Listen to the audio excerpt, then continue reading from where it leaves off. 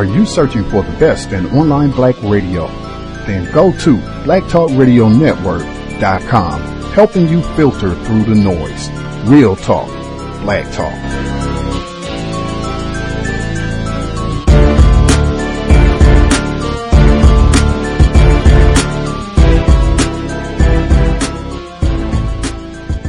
The internet is full of half-truths and all-out lies. We've all seen them, and many people on social media complaining about it.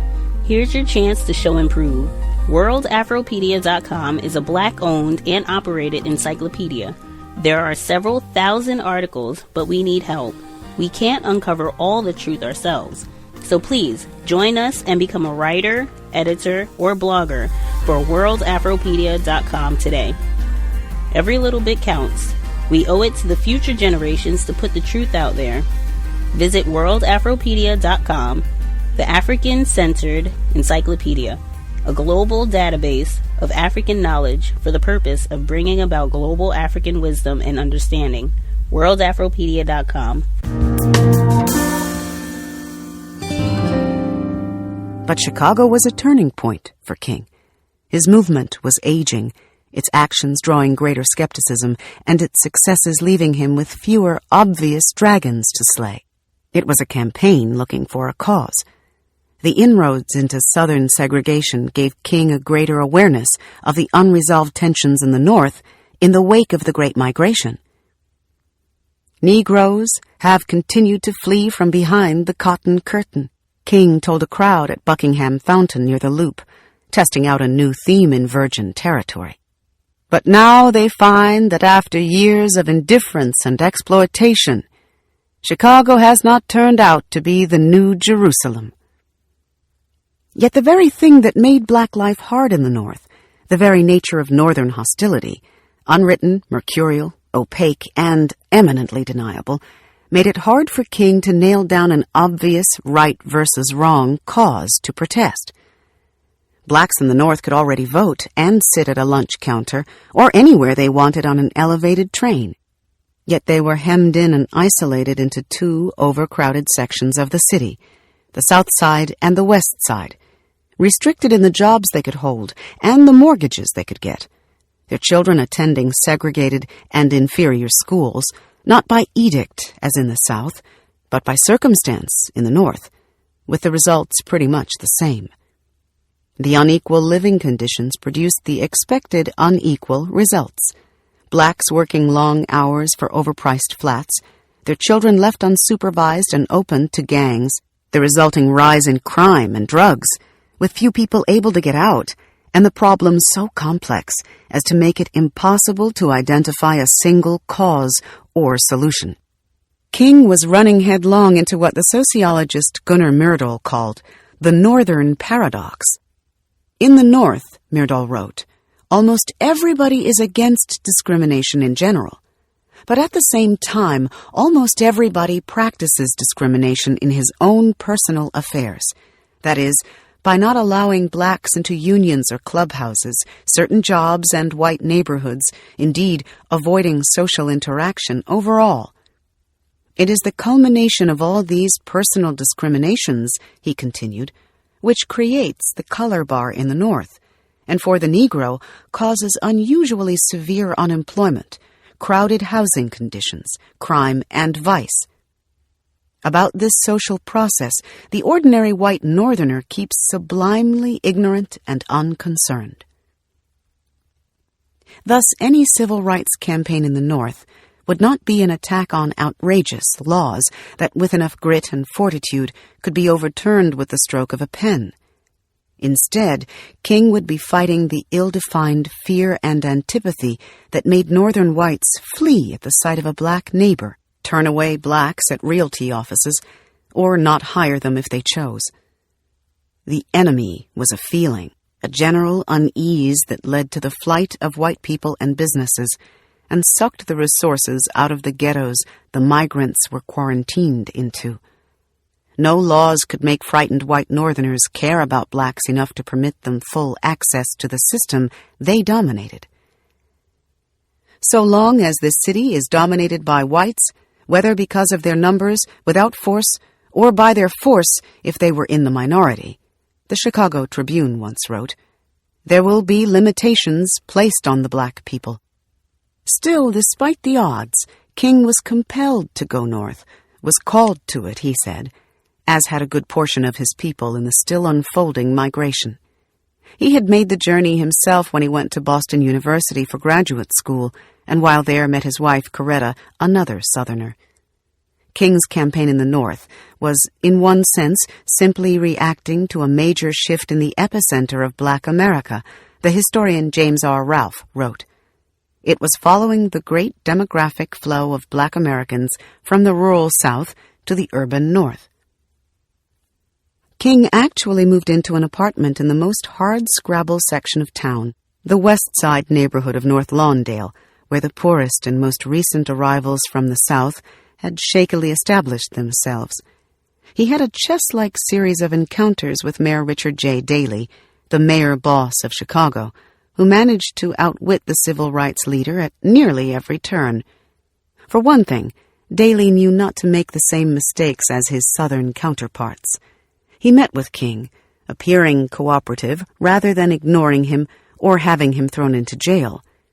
He vowed to protect the marchers with a heavy police presence that sometimes outnumbered the marchers. It worked so well that the protesters rarely had the chance to contrast their peaceable courage against foaming-at-the-mouth supremacists, because Daley's police force didn't let any white mob get near them, which kept the protests off the news and kept the movement from gaining traction, just as Daley had hoped. That is, until after months of build-up, King went to march against housing segregation in a neighborhood called Marquette Park on the city's southwest side. This was a working-class neighborhood of Poles, Lithuanians, Germans, and Italians who had not long since gotten their starter bungalows and were standing their ground against the very thought of colored people moving in. It was August 5th, 1966. A fist-shaking crowd of some 4,000 residents had gathered in advance. Upon his arrival, they cursed King with epithets from a knoll overlooking the march. Many people in the crowd waved Confederate flags. Some wore Nazi-like helmets. One placard read, "King would look good with a knife in his back." The march had barely begun when a heckler hurled a rock as big as a fist at King, striking him in the head, just above the right ear. He fell to his knees, and as he tried to get up, the crowd pelted the demonstrators with bottles, eggs, firecrackers, and more rocks. Some in the crowd turned and smashed rocks into cars and buses that passed with colored people in them. Some 1,200 police officers and 200 plainclothesmen had gathered in anticipation of trouble, but this was one of the rare occasions that they were outnumbered by white residents, primed for confrontation. As the 800 King supporters tried to carry on the march, they passed men, women, and children on their front stoops, who called the marchers cannibals, savages, and worse. A column of 300 jeering white teenagers sat in the middle of the street to block the marchers' path. The police dispersed the youths with nightsticks waving, and the march was able to resume. But the teenagers repositioned themselves half a block down and sat in the street again. It took a second charge from the police to break up the young hecklers. When the march wound down, the mob chased the buses carrying King's people away. Rising in agitation that lasted for hours, the mob smashed an effigy of King, overturned a car on Marquette Road, stoned other cars, and fought police trying to clear the place out, requiring reinforcements to beat the mob back with clubs and shots fired into the air. In the end, some 30 people were injured and 40 were arrested. Some of King's aides had warned him not to go to Chicago. He said he had to. "I have to do this," he said as he tried to steady himself after the stoning, "to expose myself, to bring this hate into the open." He had marched in the deepest corners of Alabama, but was unprepared for what he was in for in Chicago. "I have seen many demonstrations in the South," he said that violent day in the Promised Land, "but I have never seen anything so hostile and so hateful as I've seen here today." Ida Mae watched it on the news that night and worried for the man she so badly had wanted to see. She expected this in Mississippi, not in the North. No, she would say decades afterward. Some places I just trusted more than others. Context of white supremacy. Gus T Renegade in for another broadcast, hopefully to share constructive information on the system of white supremacy. Today's date, Monday, January 16th, 2017. So I have been told. Also, as I have been told, today is the holiday for Dr. Martin Luther King Jr. I know there were services. People didn't have to go to school, unfortunately, or some people even got a day away from the plantation as a result of the counter-racist actions of the late Dr. Martin Luther King Jr. I could not begin the program without making sure we did have an acknowledgement of that. The excerpt that you just heard was from one of Gus's top 5 books all time, Isabel Wilkerson, The Warmth of Other Suns. I think it took us about 4 months. It's not the shortest book, but it is brilliant. Top 5 selection. We spent about 4 months reading that text in our reading club back in, was that 2000? I think that was 2013, but brilliant. She in that whole section where she talks about, and it's directly connected to housing. I could have picked, she has about 3, 4, 5, probably even more than that, different sections that just give so much detail, explicit detail about the deliberate terrorism, economic terrorism that whites targeted on black people to keep them from housing. And I mean widespread. This was in Chicago, Illinois, and LA, and New York, just all over, just charging them exorbitant fees for housing, not allowing them to have housing at all, putting them in the worst possible housing and charging them like 4 times what the house is worth. Just really incredible information, and I thought that directly ties into what we're talking about today. And that's the whole reason, or that's one of the main things that Dr. King was protesting against in Chicago when he was met with all of the racist terrorism reminded me of someone I hear often, from white women, white men, and white children. Racist man, racist woman, racist child. Broadcast, and to make sure I get in, we did start, we were a couple minutes late starting. There were tech issues. I was trying to call our guest and have her on my line for the broadcast, and it was not connecting us for whatever reason. When I would dial her line, it would bump me off of the program line. That happened repeatedly. I didn't do anything special or odd or different, just it finally allowed me to get everybody on the same conference line so that we could proceed with the program. Anything like that happens that's just odd, bizarre, unusual, and there's no real explanation for it, that's the sort of thing I just say suspect the usual suspects, whites. Now, for the program today, I was contacted last week. Housing, real important issue under the system of racism, white supremacy. They have lots of curious phrases. I think housing insecurity is one of them that they will use to talk about this problem. Mr. Fuller, I have an audio clip, we'll play it towards the end of the broadcast, where he's talked about racial dislocation. They have lots of little cute phrases that they'll put together, gentrification, basically talking about we're going to make sure that black people do not have a quality spot to rest their head. And if they do have that spot, then we're going to do everything we can to undermine it, poison their water, claim we have to build a highway, just abuse and harass them so that they cannot be comfortable. I think Mr. Fuller, his catchphrase, keep those squatters on the move. That's the whole design of the system of racism, white supremacy. We had a listener in the North Carolina area. She contacted me last week, and she was having her own issues with racism, white supremacy with regards to her housing. I thought it would be constructive to have her share exactly what she has experienced, how being informed about racism, white supremacy has helped her deal with this situation, if at all, and then just strategies, things that we should kind of keep in mind, and also an opportunity for people if people have suggestions. I know we have listeners in the North Carolina area. People have suggestions, things that might be helpful. That would be great as well. So definitely don't be bashful for the program. Without further ado, our guest joining us from North Carolina. Are you with us, ma'am? Yes. Hi, Gus, and hi, listeners. Greetings. Thank you so much for having us, or thank you for sharing some of your Monday evening to visit with us on the program. And thank you for being patient with the tech issues we were having at the beginning. How do you want to be referenced for the program? What would you like for us to call you? You can just call me Mia. We will go with Mia. Anything that you think listeners should know about you before we get into what you've been experiencing? Well, just that I'm just a normal, regular person. I'm trying to live my life and take care of my daughter. I recently became a mother last year, and that's just pretty much it. I'm just trying to live my life.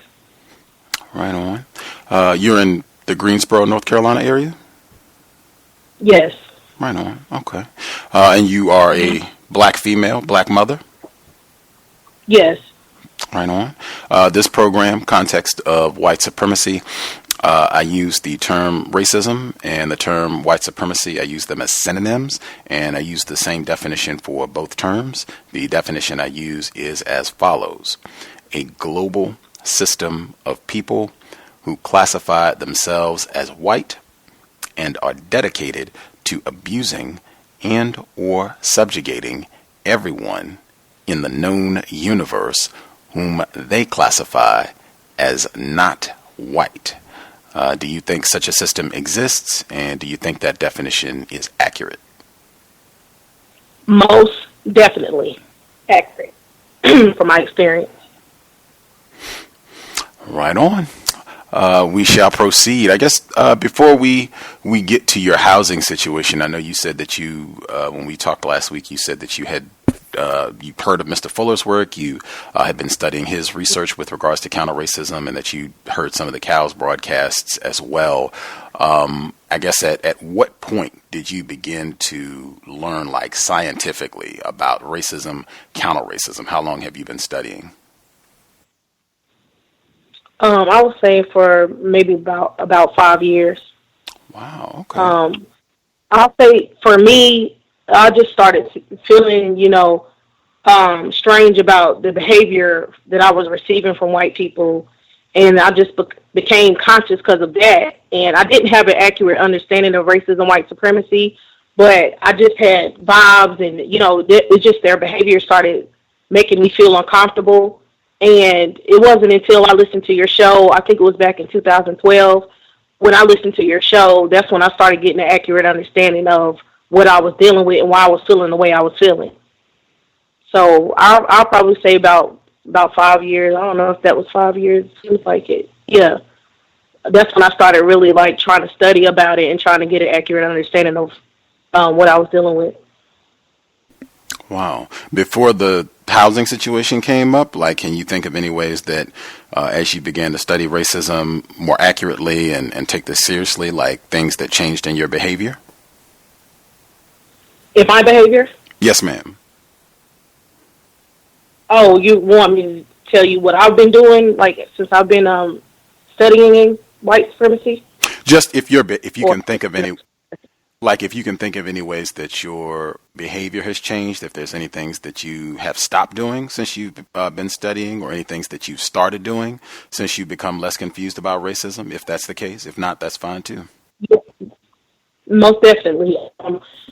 So I would say that I started to withdraw from white people because I had a lot of friends and associates who were white growing up.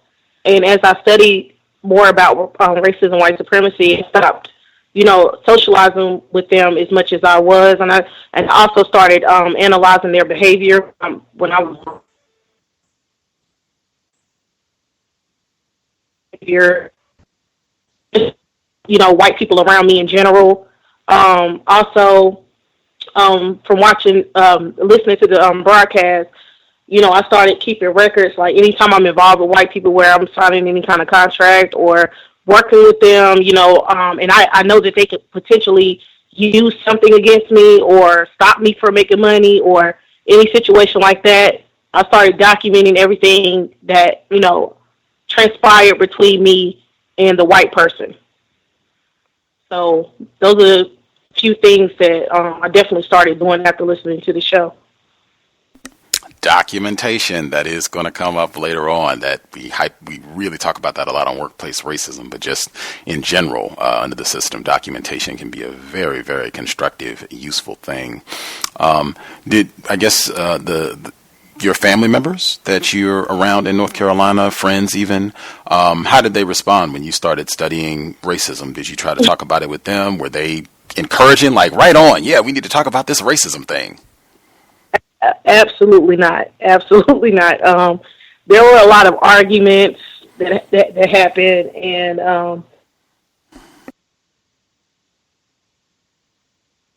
understand. So I just stopped arguing with them about it, and I just let, like, whenever, because now when things happen to them, they make me understand, or they try to tell me, like, you know, this happened or whatever. So it kind of indicates to me that they do see a problem, and they're starting to gradually, you know, understand what I was trying to tell them about, you know, racist white people.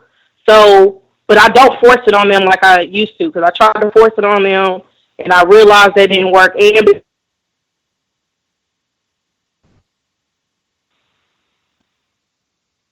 where they're arguing and trying to, you know, tell, you know, their peers or whoever about racism, and it backfired and that kind of thing. So I realized that I need to just, you know, let it play out, because they're going to see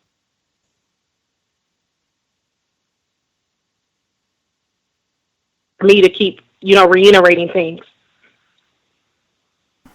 Wow. You all are in North Carolina. I mean, that area, there have been a lot of cases that got, like, significant national attention with regards to racism. They had the shooting of Jonathan Ferrell back in 2013, and then the trial that happened subsequently where the officer, Randall Carrick, he was not convicted, where I think they had a hung jury and they decided not to retry him. They had the shooting with Keith Lamont Scott just a few months back that got a lot of attention, and of course the officer was not indicted. They didn't even get to a trial. In that situation, like, has that changed anything to make it easier to talk about racism with your family, friends?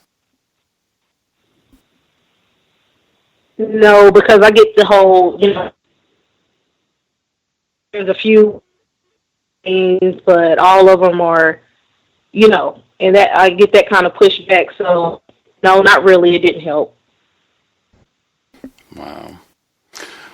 Right on. So all of that, in my opinion, very important. I think a lot of people worldwide can recognize many patterns within that, which just tells you the magnitude of the problem we are facing. With your housing situation, if you can kind of set us up with the details about when you moved in and what you encountered. This is after you've been, or I guess you'll tell us when you give us the details. Just so when you moved in and what the situation was like when you first moved into your new residence. Yes, I moved in August of 2015. At the time, I was pregnant. I think I was like probably like 7 or 6 months pregnant. I moved in, and I noted that the carpet had discoloration on it. So the carpet was discolored. The bathroom, in my bathroom, it had discoloration in the tub. The side of my refrigerator was damaged.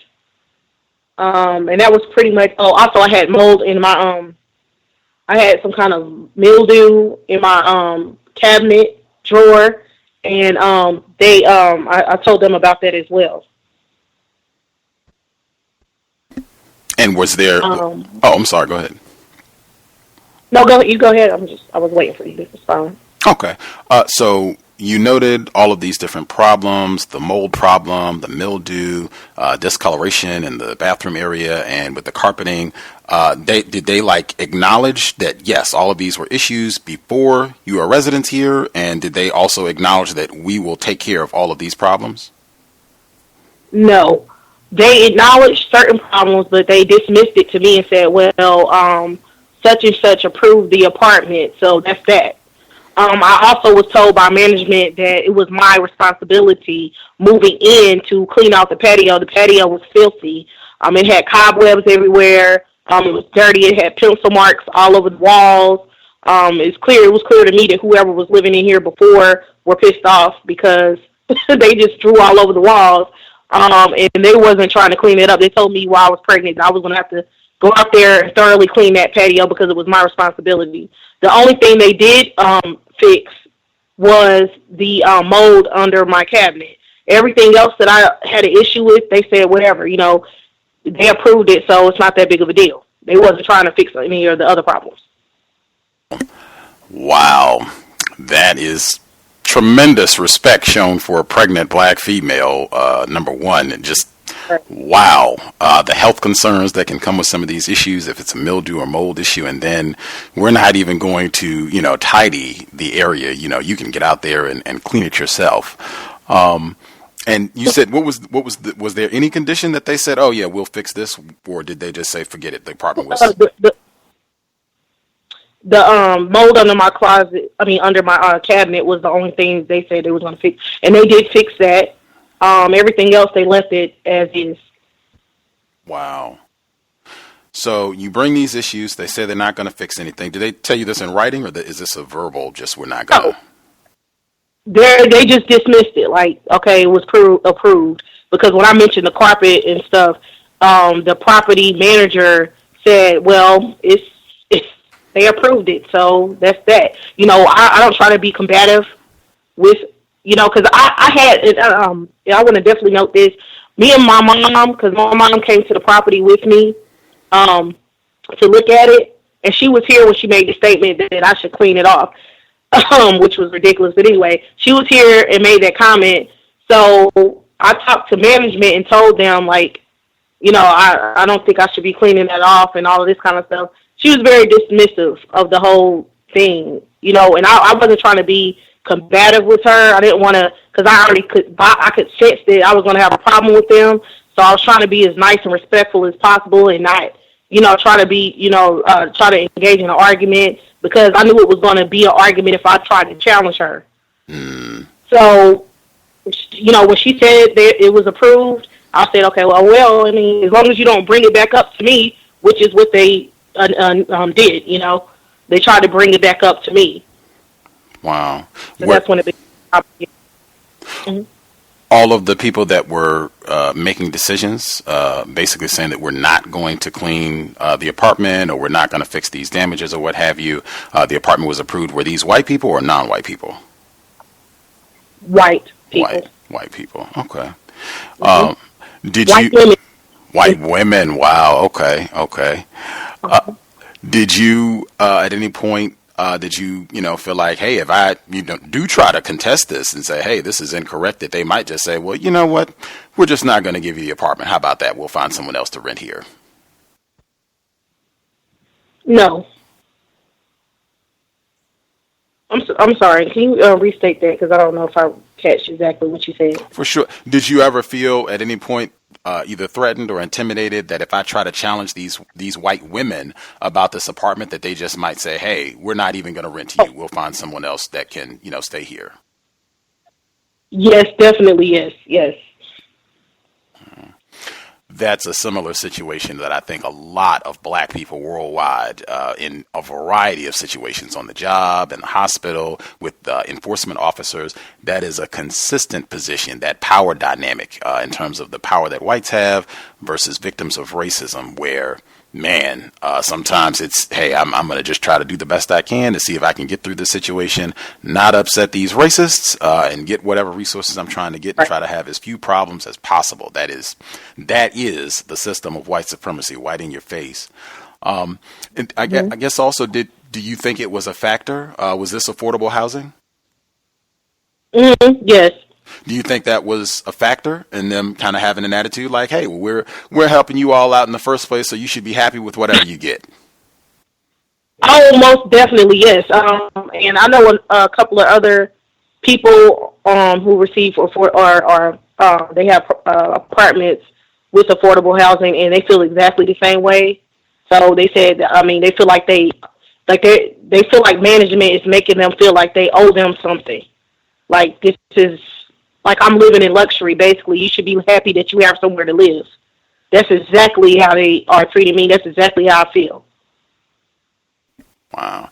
Were they like forthcoming with all the information that you need to know so that you can be a really well-informed renter so that you know about your lease in detail, you know about your rights with affordable housing? Did they make all that information available to you from the very beginning?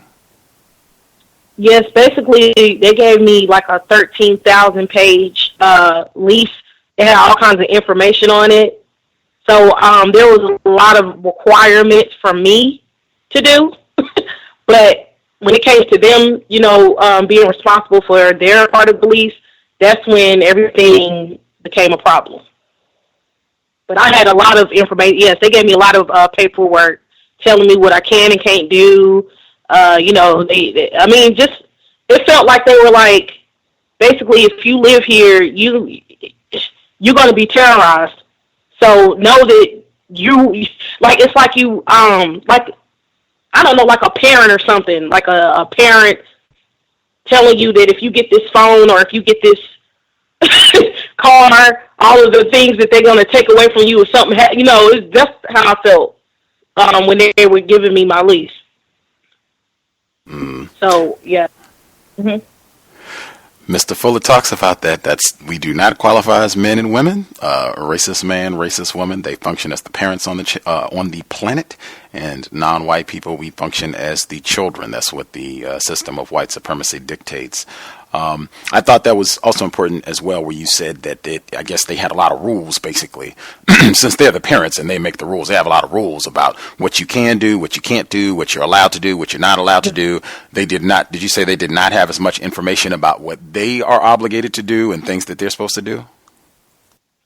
Yeah, there were things in the lease that they told me they were responsible for, but at this current moment, they're basically saying that they don't have to do nothing that they said in the lease at all. They'll do what they want. If they request for you to do something, you should comply or have a problem. Wow. Make it explicit. Context of white supremacy. I guess at what point, and you said, when did you move in again? Was it last year? It was 2015. Okay, so it was in year and a half or so? Yeah, right. Okay. When did things begin? Almost.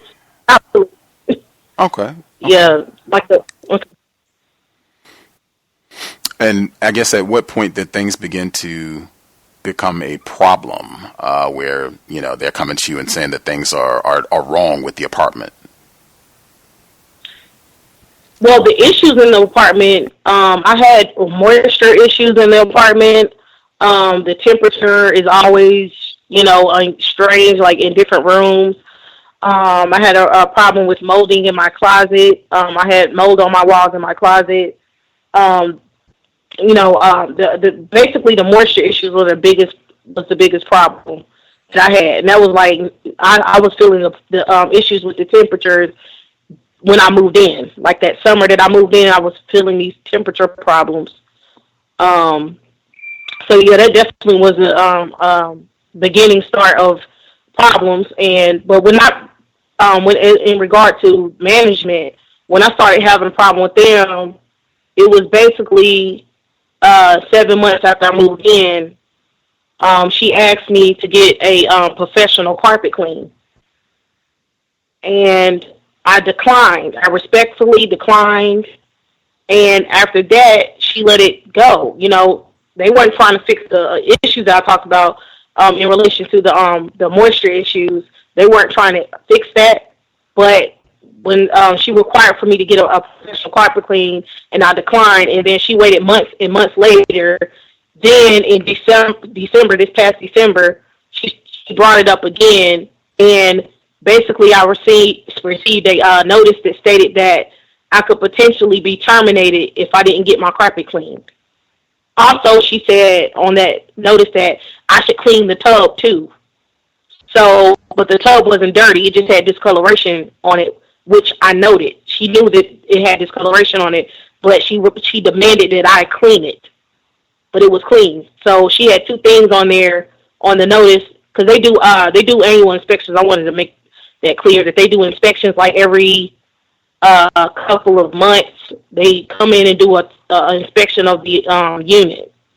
So she basically made a problem during that inspection. She made a problem out of really ridiculous things, because she made a problem out of me. She said I need to dust the ceiling fan, and it was just really ridiculous things that she was demanding. It was like she made a problem out of it. She basically said that she was going to this is management that I'm talking about. She basically said that she was going to come back, and that I could potentially be terminated if she comes back and things are not clean to her satisfaction. Approximately what age is this white woman that's doing this inspecting?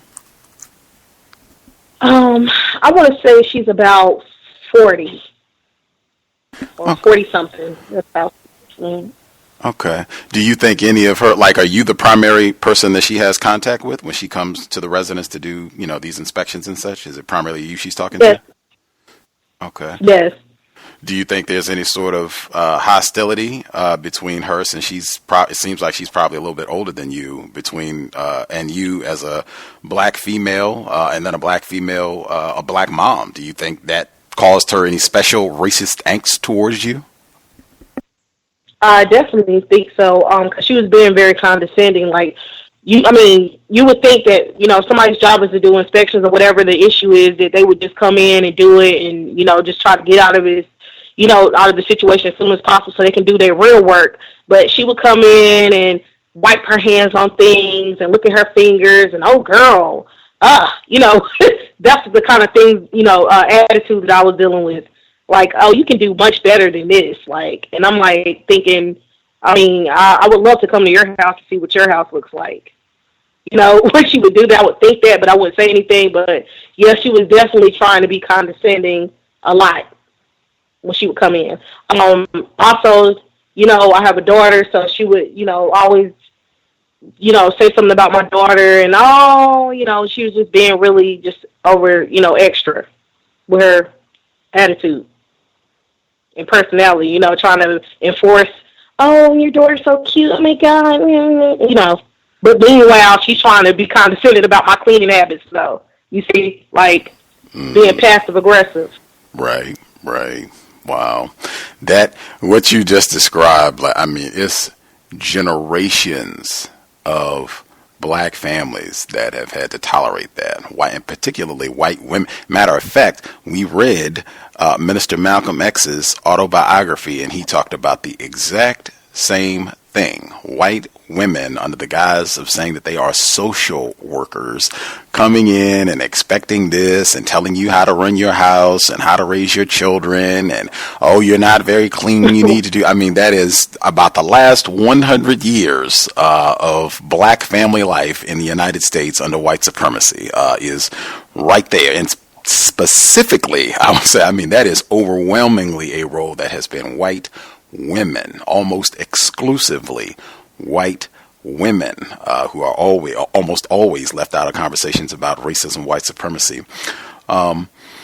So she comes in and she said, okay, you gotta clean the bathtub area, and you gotta get this carpet professionally clean. Did you point out that, well, wait a minute, this is not in my lease, which you're, asking me to do. This is not, in my lease anywhere. Yeah, and what she would do is, because she's not the property manager, she's the assistant to the manager. So what she would do is, she would say, talk to whoever, I don't want to say her name, but she would cut me off in mid-sentence and say, talk to her, because I don't have nothing to do with it. So I just didn't talk to her. I was like, why? I don't need to talk to her unless she comes down and requests for me to do it herself. But, I just let it go. But this particular time, in December, when she sent me a notice saying that they were going to come back, and if I didn't do what they wanted me to do and clean the way they wanted me to clean, that they could potentially terminate my lease. That's when I made a problem out of it, and I called the operations director, who is, and I want to make this clear too, because I want to talk to the manager, because she had already, I had an incident with her where I was in her office. I think I was signing something, and she accused me of throwing dirty diapers behind my unit. And she yelled at me and said, well, basically she yelled at me and said, you need to tell whoever's throwing those dirty diapers in the back of your unit to stop throwing those dirty diapers back there. And I was like, I said, ma'am, I don't mean no harm. I don't know what you're talking about, but I hope that you have this conversation with every single person who lives in my unit, because there are other people with children that live in my unit.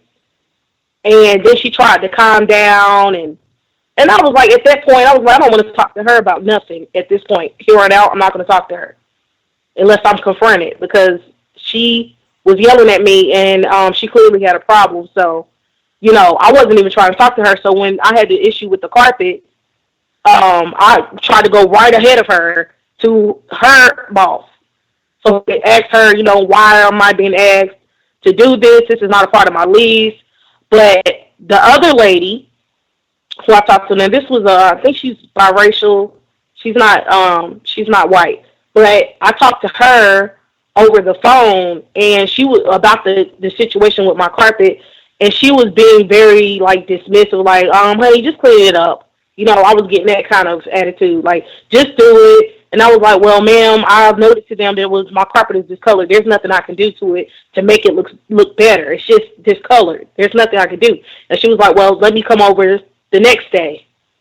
So she came over, and she was being very condescending and acting like, oh, honey, just, you know, whatever, just clean it up. Yeah, I got spots on my carpet too. Just do this, that, and the third. Call the carpet cleaning person and get an estimate on it. And, you know, so I called and I called the coalition too the next day, because I was having the moisture issues and the mold and all that stuff. So I called the coalition the next day. And then I got the estimate on the carpet, and the carpet man pretty much trashed these apartments. He was basically like, you know what? These people want to use cheap carpet. They don't want to pay for nothing. The carpet is just raggedy. I can clean it, but it's not really much I can do to it. You know, and I recorded the whole conversation. But when I had the meeting, the meeting, that's when she tried to dismiss all of that. You know, the carpet cleaning man, actually, because they used the carpet cleaning company that I called. They used them on the regular basis, but she didn't want to hear what he had to say about the carpet. Wow.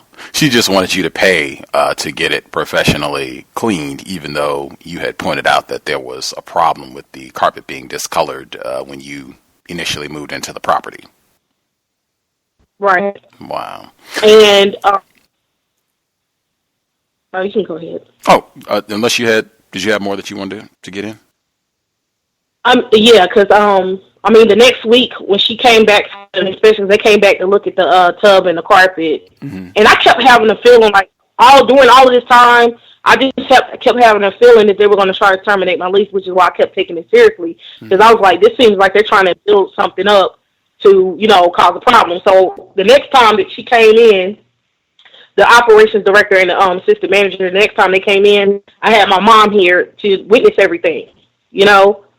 So basically when she walked in, because I had tried to clean the carpet myself without paying for a professional carpet clean. So my mom my mom was here. The operations director came in and looked at the carpet and said, oh, it looks better.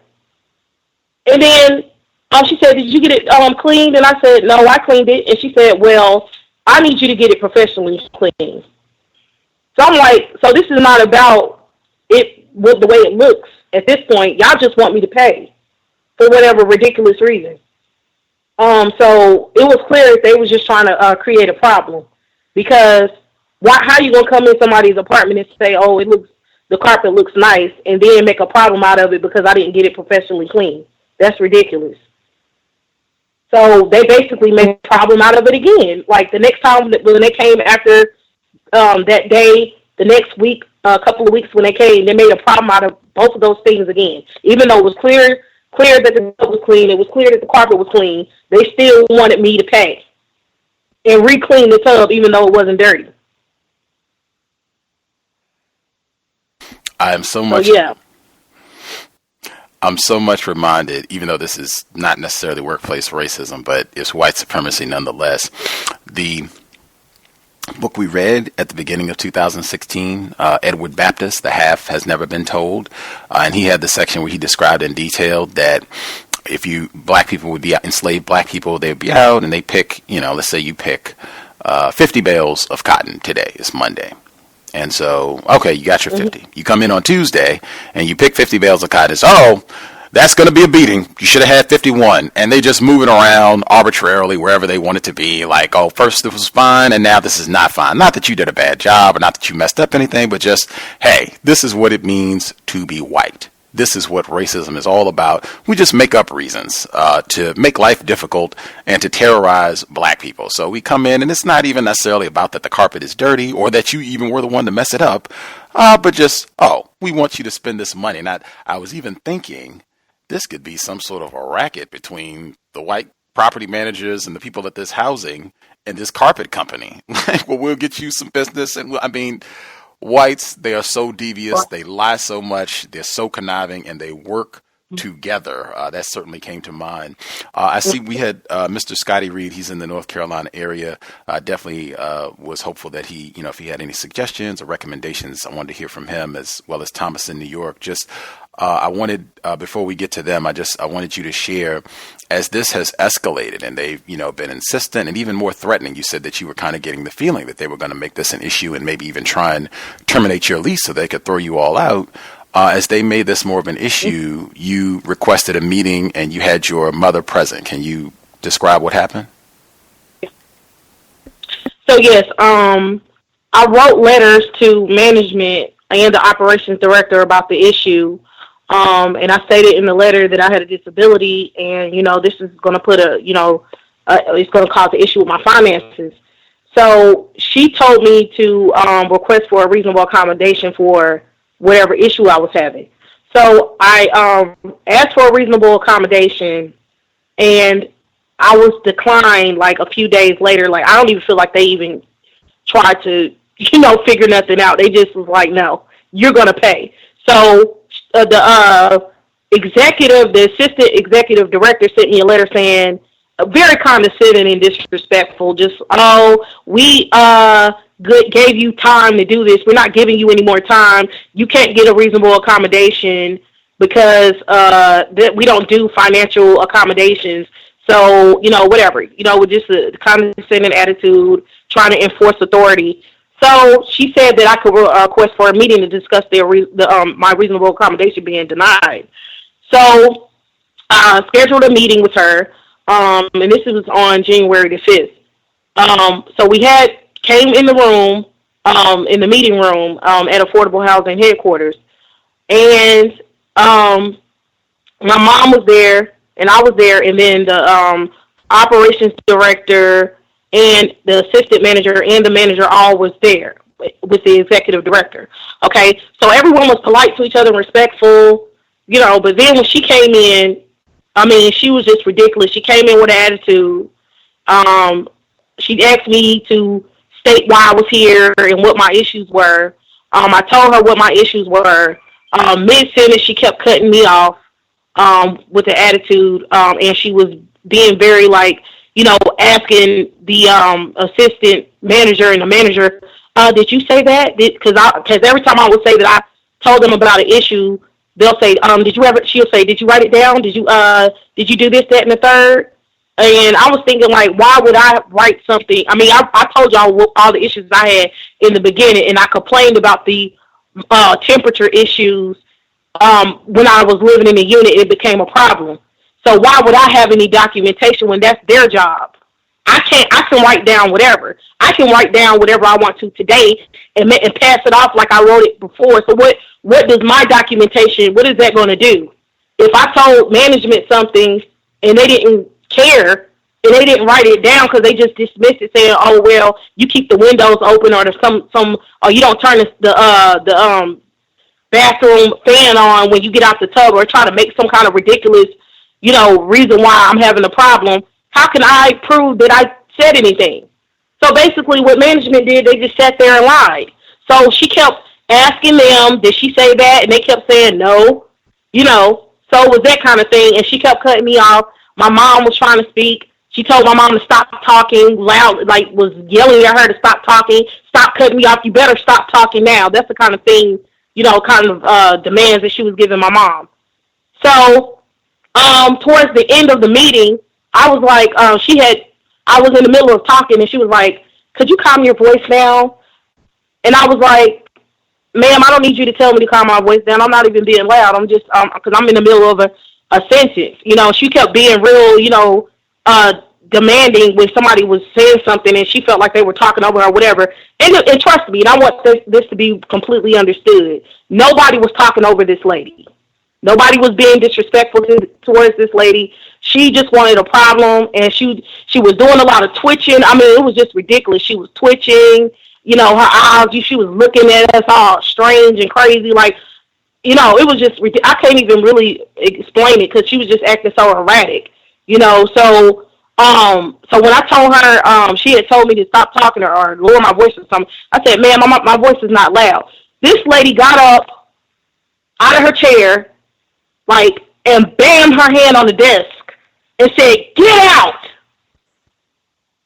And I got up, and I was like, okay, I got up. Me and my mom was left out of there, and I made a comment to my mom that, I was like, "Mom, I think she's being racist. I think we should get a lawyer because this is ridiculous. This kind of treatment is just out of control." And my mom stayed back to talk to the operations director, and I went outside because I was like, "No, I'm not going to, this lady might hit me, so let me just leave because she's acting crazy, so let me go." So my mom stayed back to talk to the operations director, and the the assistant director, she told my mom that she was going to terminate my lease. So the next day, I got a lease termination notice saying that they were terminating my lease because of prior harassing behavior and harassing behavior at the meeting. That's what it said on the lease termination that I got. Wow. Just the seriousness of all this, because this sort of thing happens every day in terms of black people being tossed out of, and I mean in a myriad of ways. We talked about that with NDB Connolly in his book, A World More Concrete. We talked about it a few months, that was in 2015. A couple months after that program, we had Andrew Carl on the program. He is a white man, but his book, Family Property, not Family Property, The Land Was Ours. The Land Was Ours, Andrew Carl. And he talked about, both of them actually, NDB Connolly and Andrew Carl, they both talked about how white people have gotten increasingly efficient at taking black housing, black property, black land over a long period of time, whether this is through property taxes, gentrification, eminent domain, variety of different ways, or what's happening right here in this situation. Hey, you're being rude. They do all of that tacky and rude behavior, and then they turn around, classic racism, where they are the victims and accuse you of being rude and hostile to them.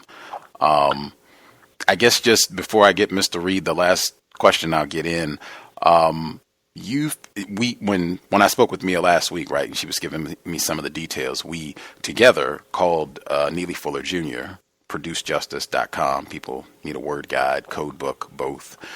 So we called Mr. Fuller, and Mia was giving him some of the details of her situation. And Mr. Fuller often can be very helpful, and just, giving a few words or suggestions that you might try. And he really emphasized, keep your cool. They're going to try to do things to get you upset. And so then they can say, "Oh, see there, you were yelling and cursing and calling names, and we're not going to have tenants who are behaving like that, so we're throwing you out today." He really emphasized that. And it seemed when we were talking, you were saying, yes, I felt like this white woman that you just mentioned that was twitching and telling you to stop interrupting her, that she was trying to get you to lose your temper. Can you talk about that? Oh, yeah, she was definitely trying to provoke me during the whole meeting.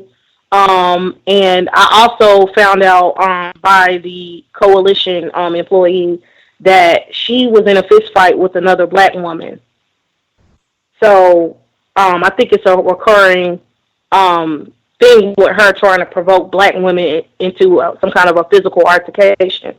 And the way she was acting, it definitely felt like she could have potentially tried to hit me because that's how aggressive she was being in the meeting. Like, I felt like she was going to hit me or my mom, either one of us. So I definitely felt like she was provoking me the whole time. And also, whenever I would bring up the lease, she would try to cut me off. She was doing a lot of that because a lot of the things that she was requesting for me to do was not a part of the lease. So when I would bring that up, she was being very, domineering and trying to divert the conversation to something else. But definitely, I definitely felt physically like she was gonna try to hit me.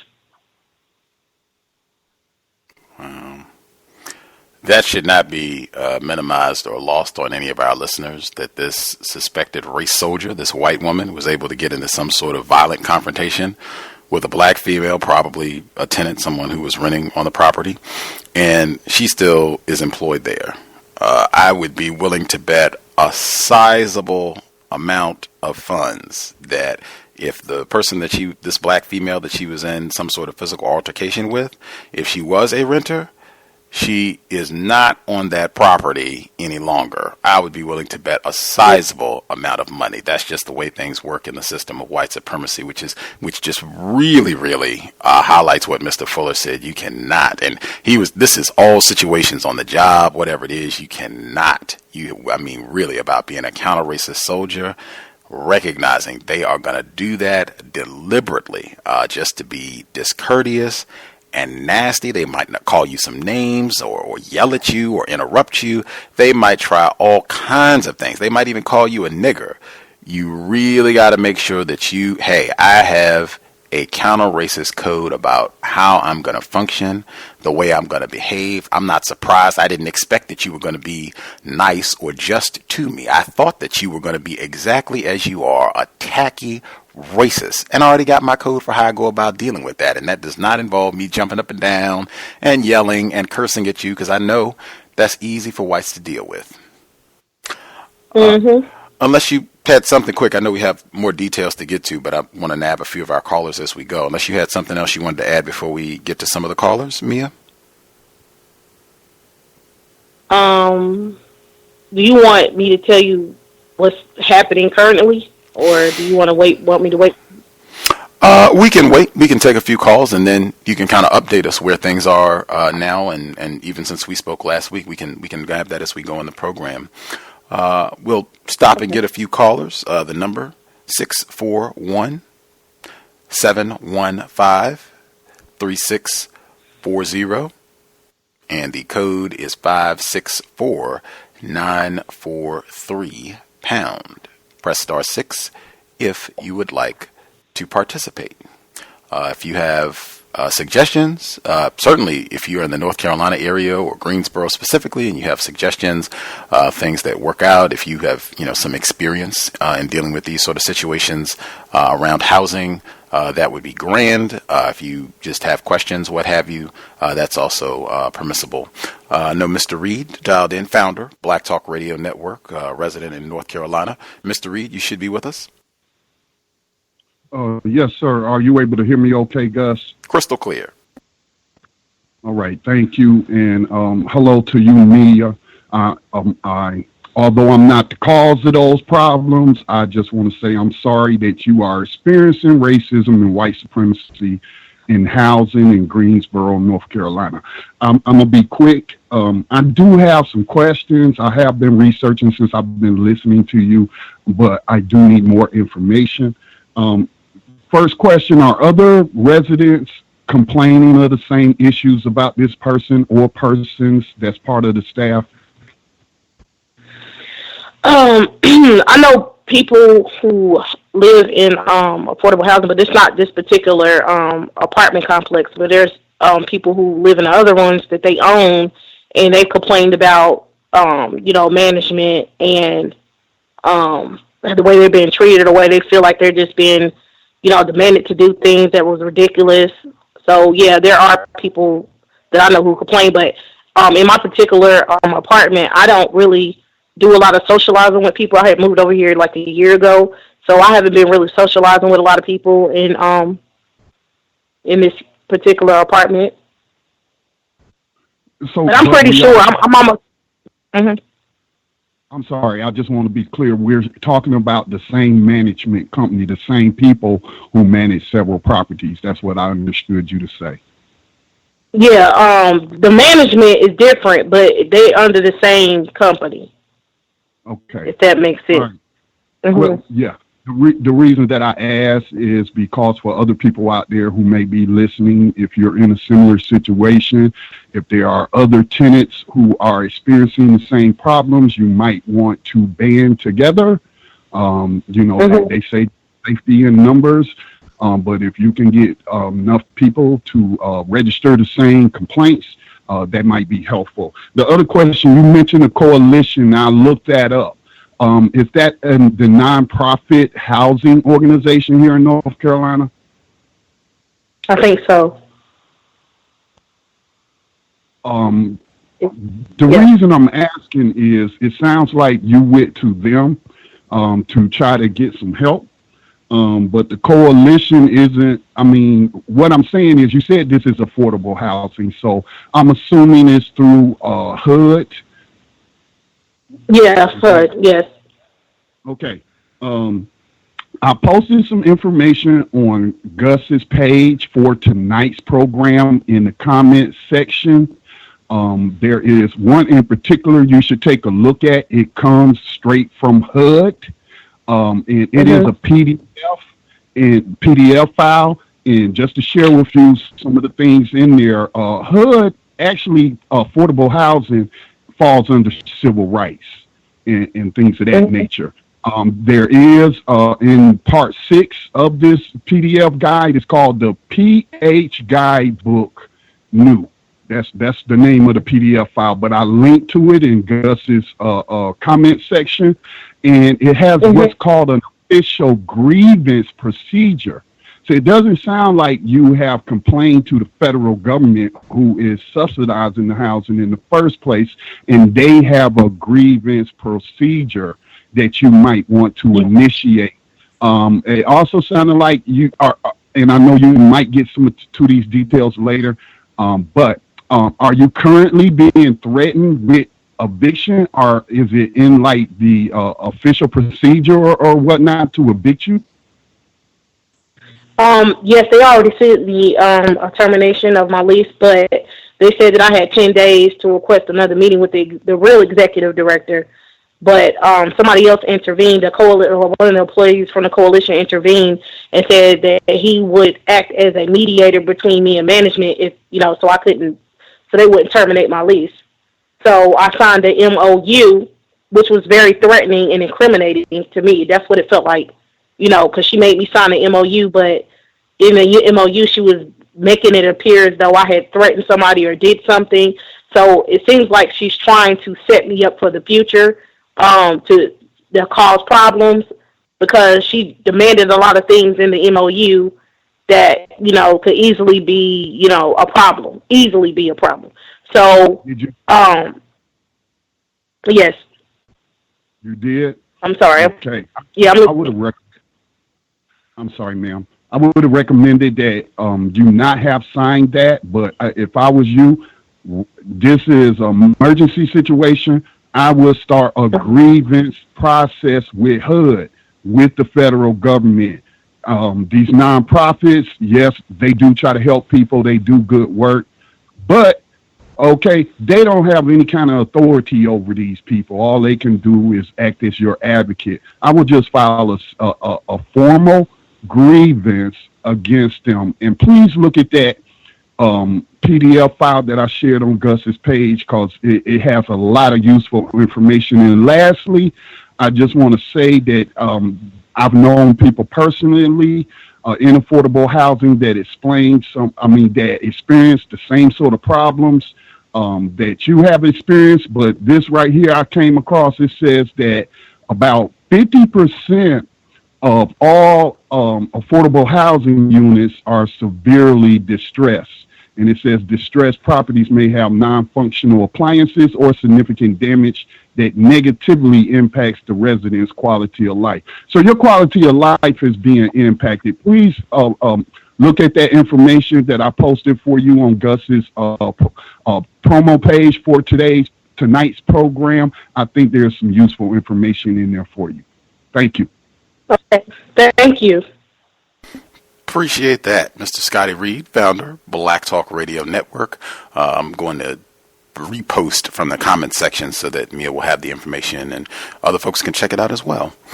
Let's see. Thomas in New York, you also had a hand up. Did you have commentary or questions you wanted to share also? Thomas in New York? Can I be heard? Yes, sir. Oh, good evening, Gus. Good evening, Scotty Reed. Good evening to the caller. Yeah, I believe. I have a question. In your lease, when you signed the lease, is there more than one signature on the lease? Yeah, it's my signature and their signature. Oh, so you didn't think to go to court?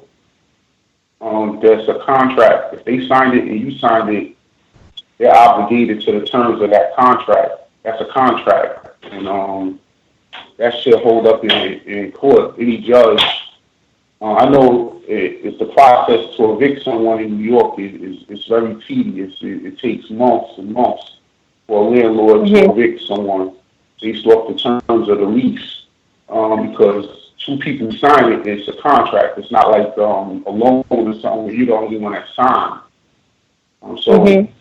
Did you think to get a lawyer or to pro bono or just to try to go to court yourself?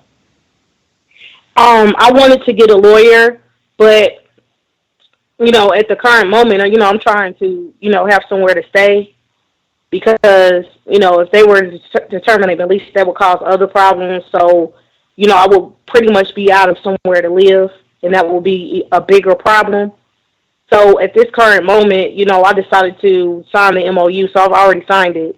And I had issues with that I want to discuss, later when he, when he asked me about it. But so right now, no, I didn't get a lawyer because I'm not, as of now, officially terminated. So I was just trying to have somewhere to stay, with me and my daughter, because we have to have somewhere to live. So, challenging these people, it was going to go as far as it could go. And, I definitely have plans to, if I have any more problems, to get a lawyer. Because that's initially what I didn't even want to sign the MOU. I really didn't want to sign it at all. I felt like it was incriminating myself when I didn't do anything. That was during this whole process. Instead of, as soon as you got the termination notice, I think we'll see. I don't know, because you're in North Carolina, it's in New York, and I'm not sure if this is clear cut around the board. But if you're having problems with your landlord, you take it up with the city, and it kind of gets rectified through them, going by the terms of the lease. Being that most leases, two people sign, it's a contract, so they can't go against the terms of the lease by the law. So I just for some reason, I just think what these people are doing to you is illegal. And I think that you have some recourse if you were to file an action against them in court. I don't even think you need a lawyer to do it. I think you can look up. I think Mr. Reed said a grievance, or you can do that in the court system. I'm sure I'm not the best legal person with the wording, especially coming. And I know that's the South, so it's totally different. But I think that if you were to take them to court, you would win based off of the terms of the lease. I think so too. And definitely, because I feel like they're going to continue trying to have a problem. That's what I personally feel. And I felt like if it ever came down to it, that's what I was going to have to do. But I know I have all of the evidence that I need that I'm being harassed. So that's definitely going to be in the works. But right now, I was just trying to, do the best, whatever I can to have somewhere to live. Absolutely. And that was pretty much all I had to say. Thank you, Gus. Just look and see if they have how I know here we have housing court. It's court devoted to people trying to terminate people and kick them out of their apartments for all types of reasons, and that all has to go through a court process. I'm just not sure if it works like that in North Carolina, but if you have a housing court there, I would go there and explain your situation to anyone who I'm sure they'll tell you what to do, and I'll make my line. Thank you. Thank you. Mr. Reed just Skyped me a link where they have information if you need legal assistance. I'll just send you both of the links so you'll have them. I guess I'll just I'll send them directly to you, me, and then I'll just post them on our social media page with the event for tonight's broadcast, and that way you all will have all the details. And if you need to check it out, if we have other people that are in North Carolina or just think this is constructive information, hopefully you won't ever have to use it. But I think Mr. Fuller says it's always good to try to learn a little bit about everything. And that way, if you have that problem yourself down the road, you already have some solid information to get you started. Or if you hear of other non-white people who are having this same type of problem, which is very likely because this is exactly what racists have planned, then, hey, you already have a little bit of information. Same thing. You can help out some other victims of racism, at least get started knowing some of the resources that they have. In fact, I know... Gus. Yes, sir. Sorry. Just wanted to add this one thing because I Googled... the housing court, and it says North Carolina's law states that it's against public policy to evict a tenant by any means other than court proceeding. So, I think what they're doing is totally illegal, and if you were to take this up to a court, they would get in trouble for doing it. So, I'll leave my line. Thank you. Thank you. Right on.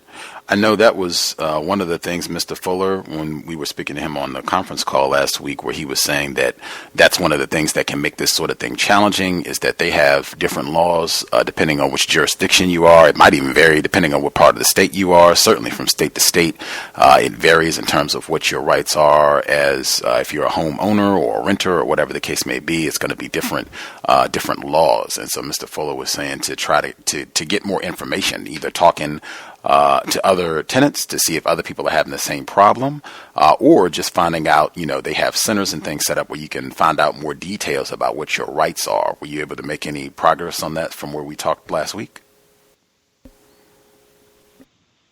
No.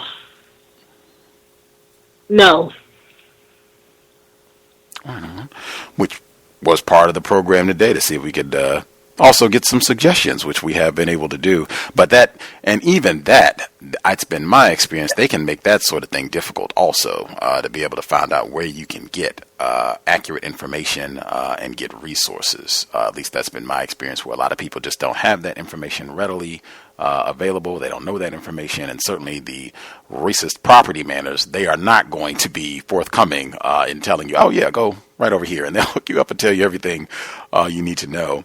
But I messaged the links directly to your Facebook account, Mia, so you can check out all the links that Mr. Scotty Reed made available. What is this document specifically? I think you mentioned it. It was an MOA or whatever it was, where I guess they were saying that you felt that it was criminalizing you and making you acknowledge that you did something incorrect or intimidated them. What were the details around this? It's an MOU. It's like a memorandum. It's like a memorandum of understanding or something like that. Mm-hmm. So,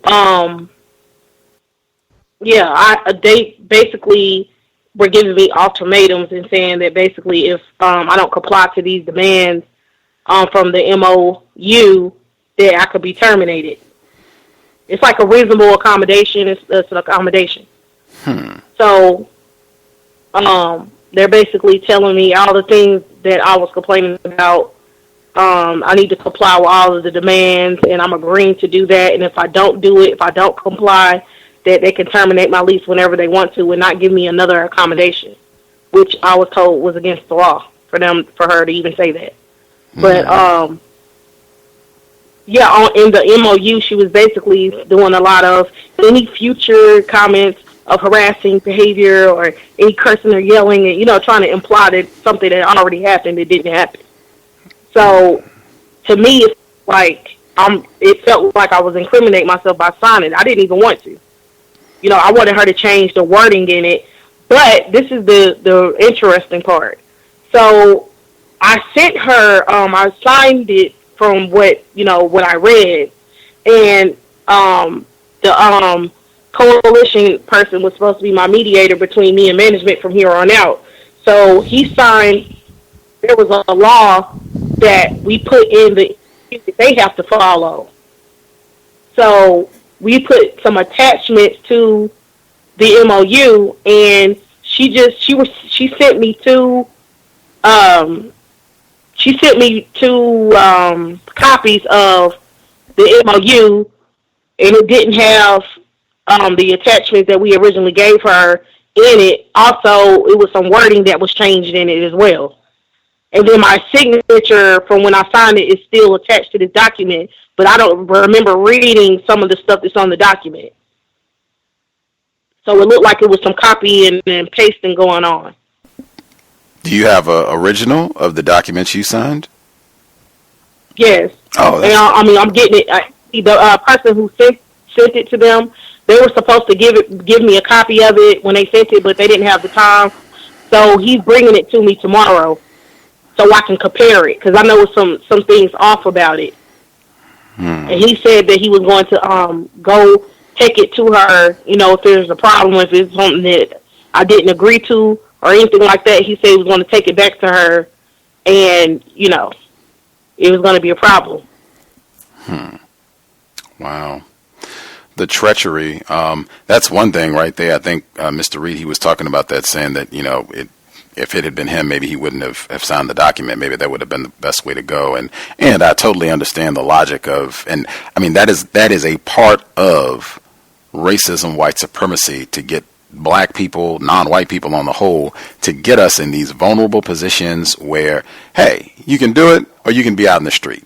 Even if they would be breaking the law in doing that, or, are lying or just trying to intimidate and pressure you. Just racist. They are so manipulative in getting us in those type of situations where we just feel like, man, if I don't do what these white people say, it's going to be horrible. And I mean, they have the authority, and they have demonstrated they are very capable of doing that. They do that on an everyday basis. So we end up in those kind of bonding situations and not having all of the information, so that we, can really give everything can give quality consideration and make the best informed choice moving forward. But I totally understand. Just wanted to make sure you had a place for your child and yourself.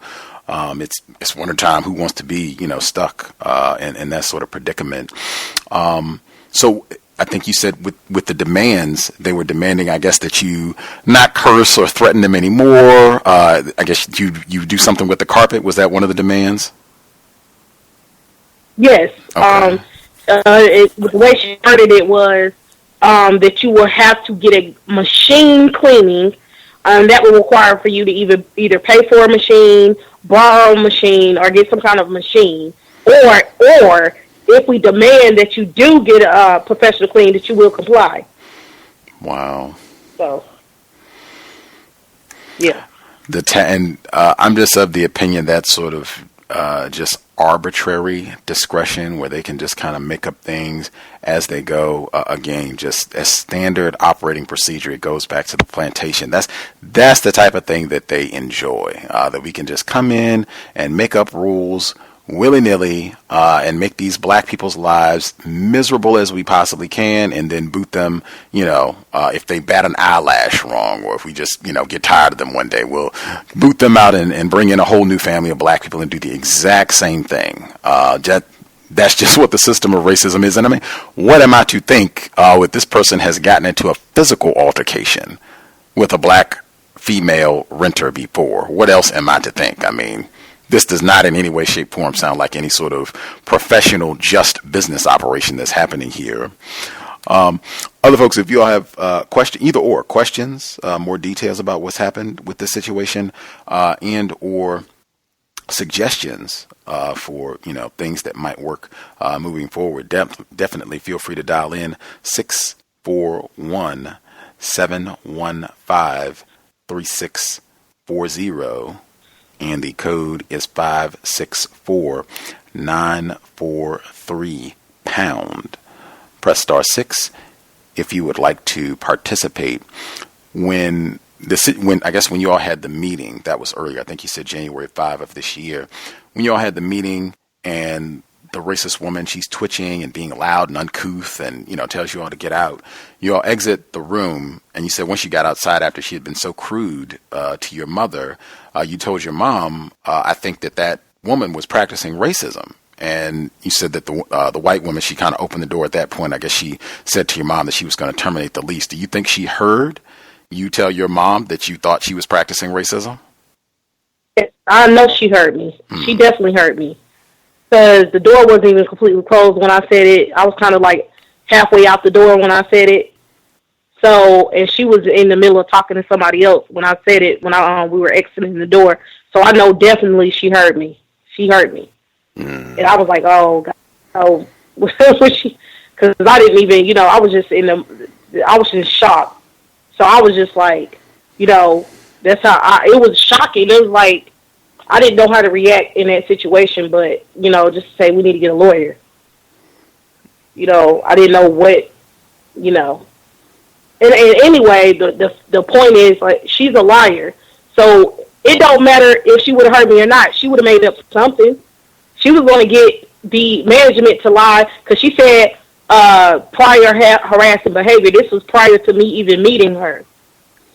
So that, to me, indicated that management was going to lie and say that I had did something to them. Wow. She was going to get them to lie and say that I did something. So she's a liar. There's nothing that I could have said or could not have said that would have made her not lie on me. Because after she told us to get out, that was it. She was going to create whatever scenario she needed to at that point to try to terminate my lease because that's what she wanted to do. Wow. Mr. Scotty Reed, founder, Black Talk Radio Network. Did you have another suggestion, sir? Yes, sir. Again, man, this is just so pitiful that this is a common occurrence. This isn't like, this is an aberration. This happens all too much to black people, especially when we need assistance. They take advantage. And you were spot on, Gus, in saying that they get us in these vulnerable positions and then they pressure us to sign things that, if we weren't under that pressure and we were able to think clearly, we may not sign. But the other suggestions that I had, just on a comment that you made about she may have heard you refer to her as a racist. One of the things that keeps coming to my mind is when I heard Mr. Fuller talking about when you're talking to white people or you're in a public forum, and is there a way that we can talk about racism without using the R word? Because as soon as you use the R word, they just shut down. So going forward, I would take Mr. Fuller's suggestion and ask questions meant to bring out the racism instead of, accusing anybody of racism. The suggestion that I forgot to make to you, but first please call that legal help organization that Gus sent to you. You need a lawyer now. You don't need a lawyer after you get, I'm not going to speak that into existence, but you need a lawyer now to help you stay in the residence, since that's what you have. You don't have any other place to go. So please contact them as soon as possible. They can give you more guidance about the laws here in North Carolina. The last suggestion would be, you mentioned earlier that you had recorded the person. I have had some experience in court representing myself. I kept a journal. I was in a civil dispute. So I kept a journal of my interactions with that other person. And that journal carries a lot of weight because I dated it. I put down exactly what happened after it happened. Anytime I would have I don't know if you own a cell phone or anything, but I will be recording all of my interactions I did. with this. I recorded. See, that was going to be the interesting part because, management. I felt like management was going to try to allow me and say that I said something I didn't say. So I recorded all the conversations that was had in my apartment when they came. So yeah, I also wrote letters to everyone. That's how we were interacting with each other. It wasn't a direct, interaction where we were talking to each other directly. It was through letters. So I made sure our communication was only through letters. Right. So you have a clear record. So yes, yes. I'm glad that you did that, because then once you go through the procedures and she's saying, all these things, well, you have a record and you are within the law to record them without their knowledge, because under the laws of the state of North Carolina, we are, what do they call it? A one-party state, meaning that you can record a conversation and the other person doesn't have to know about it as long as you are part of that conversation. So you are well within the law to record these conversations here in North Carolina. But I'm glad that you have a record, ma'am. I think it will help you out as you address this problem. Thank you. Appreciate that. Thank you. Appreciate that, Mr. Reed. That is phenomenal, having that right, and particularly if you can have your correspondence via email. And even now, I've seen cases that have gone to court, and even text message that can stand. So I mean, email would be better, but even text message that can count as legal documentation. Everybody has a record. They can go through those phone records and get all those text messages. So anything that's generating exactly what you just heard from Mr. Reed, that's generating written documentation, time stamped, date stamped. It's got, the pertinent names and whatever, took place with that particular interaction or that particular conversation. That is tremendous. That way you have an exact record, not, well, I remember and I think he said and I said, and but you don't want to trust that. You want to be professional, counter-racist soldier.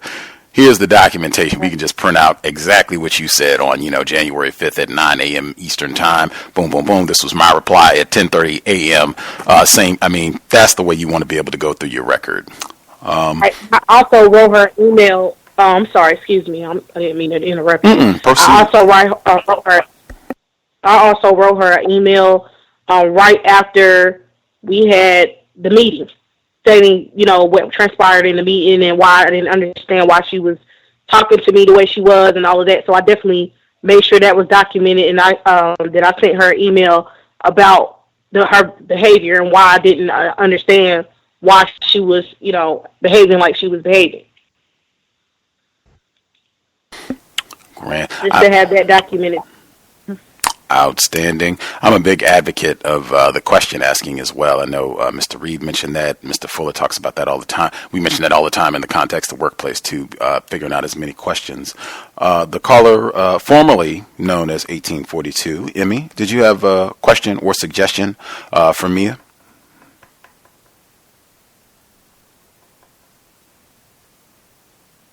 (1842) Yes, ma'am. We can hear you, Emmy. I'm sorry, I do apologize. It takes me to get to the mute button with the whole unlocking and all that shebang. But thank you for sharing your story. And I have one question and then a suggestion. My first question is, when you first moved into the apartment, did you take any pictures of any of that stuff? The dirty carpet, the mold, like anything? Or do you have any pictures? Like maybe you did. And so whenever... I'm sorry, go ahead. No, you go ahead. I was just saying I took pictures. So if I'm to understand, they want you to, the same dirty spot that they're talking about is the dirty spot you informed them of when you first moved in. Before I moved in. It was a month before. That's what is documented on the paperwork that I have. Yeah, I kept the paperwork from that. Yeah. But she still made a problem out of it and acted like it didn't even matter. That was the funny part. Like, she was not trying to do what she was supposed to do at all. She was dismissive of everything, even with the acknowledgement that the carpet was discolored. She still was like, I don't care. If we request for you to get a carpet cleaned, that doesn't matter. When we tell you, you need to do it. That's basically what she said. So, But I still have it documented, so it's still good. Okay, good. I did that once for in an apartment that any apartment I move in, I take pictures of every single thing, even if it's just like a nail in the wall, because if it's there before I get there, it's not I'm not the one to blame for it. I'm not going to pay for it. But that's the reason I wanted to ask that. And so just because, excuse me if I'm perhaps not following 100%, like I'm on top of it, but just so I can understand. So you went to like the people who, because there's an organization that you go to say that you can get affordable housing. Did you go to that organization? Because wouldn't they be above her, or is this just independently run? No. The place that I went to for affordable housing, because affordable housing is it's an entity within itself. It's really not attached to anything. It's what it is. Like, you can live in affordable housing and not receive Section 8 or anything like that. So it's just affordable housing. It's separate. So you couldn't really go to anybody else. Like, you could talk to the executive director of affordable housing, but if they have somebody like her working for them, I don't think that would be all that successful. So, that's pretty much your only.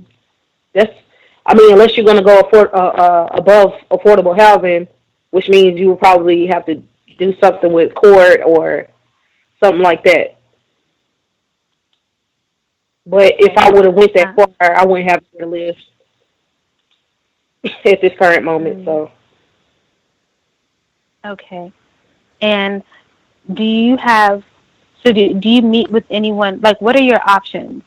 I might be slightly confused. So you can clean the carpet, get it professionally cleaned, and stay, or not, and then have to leave, or no matter what, you still have to leave. Like, what are your options if you could lay them out to me clearly?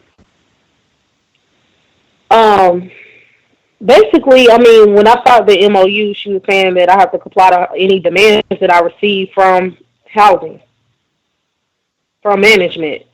Not housing, but from management. Anything they request for me to do, I at this point have to do it, or they're going to terminate my lease. So my options about the carpet was to just get it clean with a machine, and which is stupid because they wouldn't be able to tell that I got it clean from a machine anyway, because the spots is not going anywhere. That's what they're not understanding. So they're just being ridiculous. It's really you can't make sense out of stuff that don't make no sense. Like, they just want to demand me to do things. They want me to comply, and that's really what it is. It has nothing to do with the carpet. They don't want to pay for their property. They want us, the tenants, to maintain the wear and tear on their apartments. And I did see something on the internet under the apartment complex. It was like a comment section on the internet where a person did complain about this kind of stuff. And their name was up there, and I was about to, try to contact that person, whoever that person was, but I didn't see a name or a number or anything like that. But I definitely seen somebody complaining about it. Management here. So your options are to stay and clean the carpet, or not clean the carpet and leave? Yeah, basically clean the carpet, or you're going to be terminated. That's the option. Okay. Or they can threaten to terminate. I don't know if they'll really do it, but they can threaten you with it. So is it at all possible, like, if you clean it, for that money to be deducted from your next rent, or is there any kind of incentive or payback, or because, as far as I understand, if you're in affordable housing, it's not like you have a whole lot of money to be paying for people to do all this other. That's the whole reason that property management companies exist anyway. That's the reason rent is so high, because other people pay to fix the stuff, and we just tell them when it's wrong. So has that option been placed on the table? If I incur the initial fee, that this will be deducted from my next rent, or reimbursed to me, or I'm going to get an accented wall, or anything like that? Absolutely not. I want to say no and not at the same time. No, absolutely not. They are not trying to compromise with me or anything. They're saying you are going to pay for this. This is your responsibility, which is a lie because it's not in the lease. Absolutely. So, absolutely, right? They're just lying. And they expect me. I'm sorry. Go ahead. What happens if you don't have the money? What if the conversation is, I don't have the money to pay for this? Not that I'm unwilling to, but I don't have the money. Like, I just don't have it. Then what's the conversation like? Because my mom said that. Because let me tell you what they did.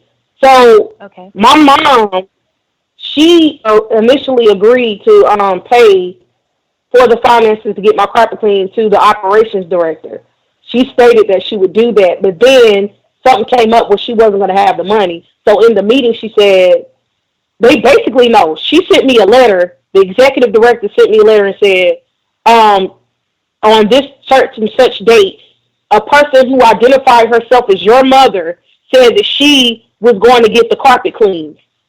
So, and then she told me in the letter that you need to seek agencies or whatever who can help you to get it cleaned for free. So she was being ridiculous. Like, if she knows there's no such agency that's going to help me with that. But she was trying to be funny. So that's the kind of people they are. Like, they're not trying to compromise. They want me to pay for the carpet. Why? Because they don't want to pay for no new carpet in here. So they're like, you're going to be responsible for getting it cleaned annually or whenever we tell you to, so we can keep it looking a certain way, even though it looks raggedy. So I don't know what they think they're doing, but they, they're trying to keep it up so they don't have to put any new carpet down. So they're making me responsible for it, and they're not trying to compromise or anything. Did you have to put down a security deposit? Yes. Is it possible for them to take the money from the security deposit and do it so you don't have to come out of pocket? I don't think they were going to do that. Like, I have asked them, but the way that their attitude was, I don't think that would have been an option. Because they are adamant about me paying for it. So they're not going to do anything where they are responsible or they have to pay or any money is coming out of whatever I gave them. They're not going to do that. They wouldn't even give me a reasonable accommodation. Because that's what a reasonable accommodation is, basically telling you that I have a limited income and I'm trying to, work out something out so I can. Right. And they wouldn't.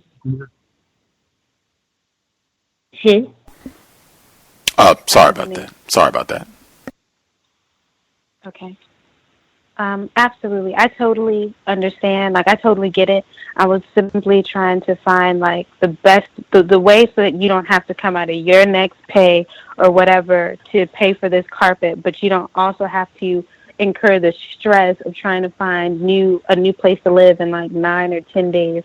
My final question, and then I'll tell you my suggestion, which may or may not be helpful because I'm not sure at which point, like, these whole so-called or pseudo negotiations might be. If your lease is terminated at this place, which is affordable housing, does that mean that you won't be able to get affordable housing any other place? Well, I mean, I could try now to move to another place, so I won't have to deal with this particular management. But from what I'm hearing from other people who receive affordable housing, they're dealing with the same issue on these other properties. So it doesn't just stop with them. This is just a requirement from the whole company. And I will say that even the coalition, the man from the coalition, he told me that these are the best quality apartments you can find that's affordable. Like, they are. He told me out of his own mouth, like, if you try to move somewhere else, chances are you're going to be living in even worse conditions than this with a daughter. So I'm trying to, live somewhere acceptable for me and my daughter, because I don't want us living anywhere where it's going to be an even bigger problem. I don't want to live in no high crime area. I don't want to live in an area where, I'm going to have to be dealing with that kind of, or have worse conditions, than just the carpet, have, the roof caving in or some steps messing up, and I'm about to fall through the steps and things like that. Like, I'm not trying to live in nowhere, in conditions like that. So he told me that this is the best I could get, that's affordable for me. Is that a white man? No, he's black. And he's been very helpful in this situation, trying to, help me, because he doesn't want to see me out in the street either. He knows that they're ridiculous. So Okay. I feel for you. I'm not exactly sure. Part of me wants to say if you can clean the carpet, if that's the case. I mean, I really don't know. What really is out there in terms of apartments. Like, sometimes, like, I don't, I'm not inclined to believe most people. So if they tell me something, I just think they're lying anyway. So I'll go. Oh, well, I know. I'm sorry. Yeah, I know that he's not lying, because I've been living in Greensboro my whole entire life. So, and I also had other options. I had a book of options that I could choose for, that is listed under my, limited income. And he's definitely right. And I already knew that before he said that. That's why I moved where I moved, because I knew that the other places wasn't even acceptable. So he's definitely telling the truth, because I live in Greensboro. I know every area. I could, consider moving out of Greensboro, which would pretty much be, disconvenience for me if I moved out of Greensboro, because that's not really what I'm trying to do, because everything that I, worked and all of that stuff, that's all in the same area, So I don't want to have to spend more gas money. But if it comes down to that, I really don't care, but I'm just trying to do what's best for me in this particular time. But, affordable housing is affordable housing. That's the point. Like, it don't matter where I go, it really just doesn't. I'm going to either be paying more money that I can't really afford to live where I'm living, or, it's just a balancing situation on what potential problems I'm going to have regardless. Absolutely. My one suggestion, I like I said, I'm not sure if this would really even be helpful at this point, but in case anyone else listens and they're like in a similar situation, I remember I was in a similar situation on 2 occasions. And on both occasions, anytime I had to deal with that property manager or that property management company, I mean, I dressed like I was going to work. I showed up, because it was just bad. It was terrible. Took off of work that day, went down to that property management office. I had a binder, sticky notes, it didn't even matter. I came officially like we were going to court that day, that moment, and I was like, look, this is how we are going to move forward in this situation, and never, and I made sure that I treated it very much like an interview or a job, like any kind of situation like that, to make sure that these people knew that I was not playing with them, and that they were not about to, of course, I'm powerless in the situation, I'm renting or whatever, but that I'm like official. And one thing that I've kind of learned a little bit along the way with dealing with folks like this is determining the conversation they're going to have with me by how I'm showing up.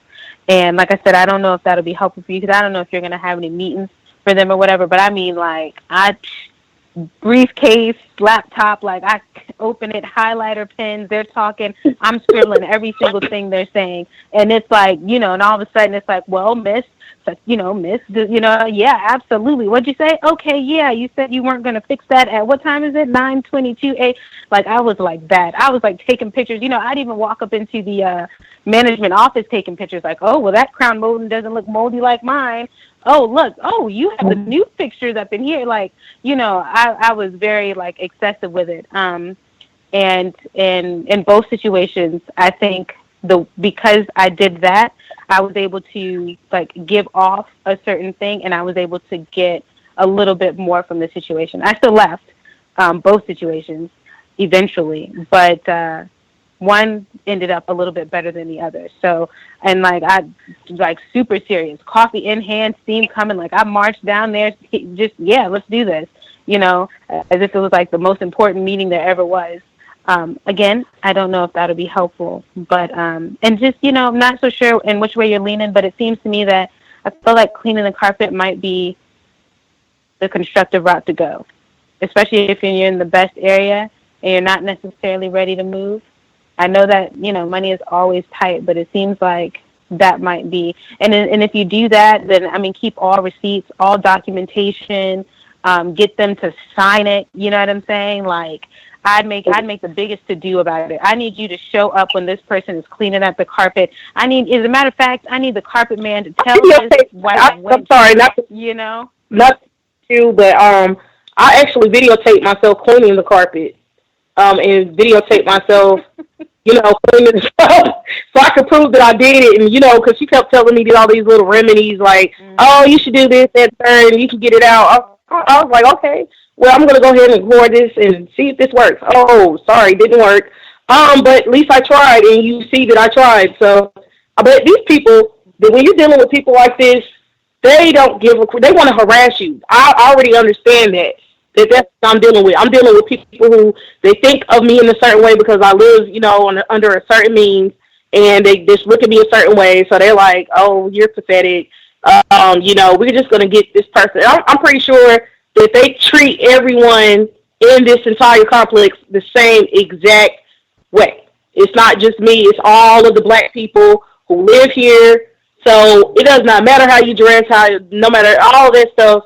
They're like, we understand that you live under a certain level of income, so we're going to treat you a certain way. And we know that it's going to be hard for you to maneuver around our demands because we said so, and we can terminate you at any time. So, yeah, that you're just going to comply, or you're just going to create a problem for yourself. But as of now, they are really not supposed to be talking to me at this point because I set it up so they can have to go through a mediator to even speak to me. So we won't be speaking to each other anymore because at this point, anytime they come trying to do an inspection without my mediator here, they're supposed to be here and supervise over the inspection and everything. If he's not here, they're not coming in. And that's how I'm going to deal with them from here on out. So, but, I always understand, the terrorism for white people. So I know that they have future plans for me, especially this assisting executive director. I know she has it out for me. So I'm not, I'm always thinking that something's going to happen. I'm always suspecting that something will happen. So I'm definitely getting my case together if something does happen, where it comes down to a point where who cares about where I'm living at that point? It's like, whatever, I'm going to get a lawyer, I'm going to take it as far as I can go, and pretty much it's going to be a national story. And that's just the bottom line.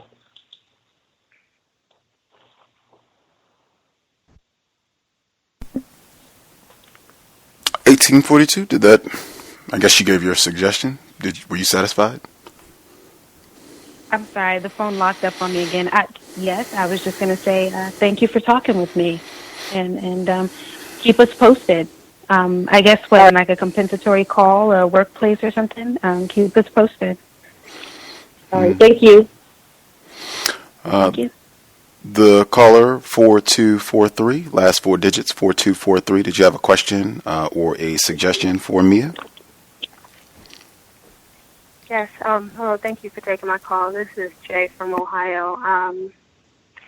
My suggestion that I had for Mia was that actually my mother, she had just recently been through something similar, and as far as I know that she kept referencing the document that you had to sign, and with my mother, she was actually given a document that she was supposed to sign, and something that threw the racist white supremacists off, the ones who gave her the document, was that she came with an attachment. I know that, this is something that you've already signed, but just in case if they try to push anything else across the table, especially since you already have that inkling that they might, do something else to you, or maybe push some more papers across the table for you to sign, as far as and threaten you with, evicting you, just to come with an attachment, because that's what she called it. So I would maybe even write that up, maybe have something on hand for yourself, just in case if they wanted to say, oh, well,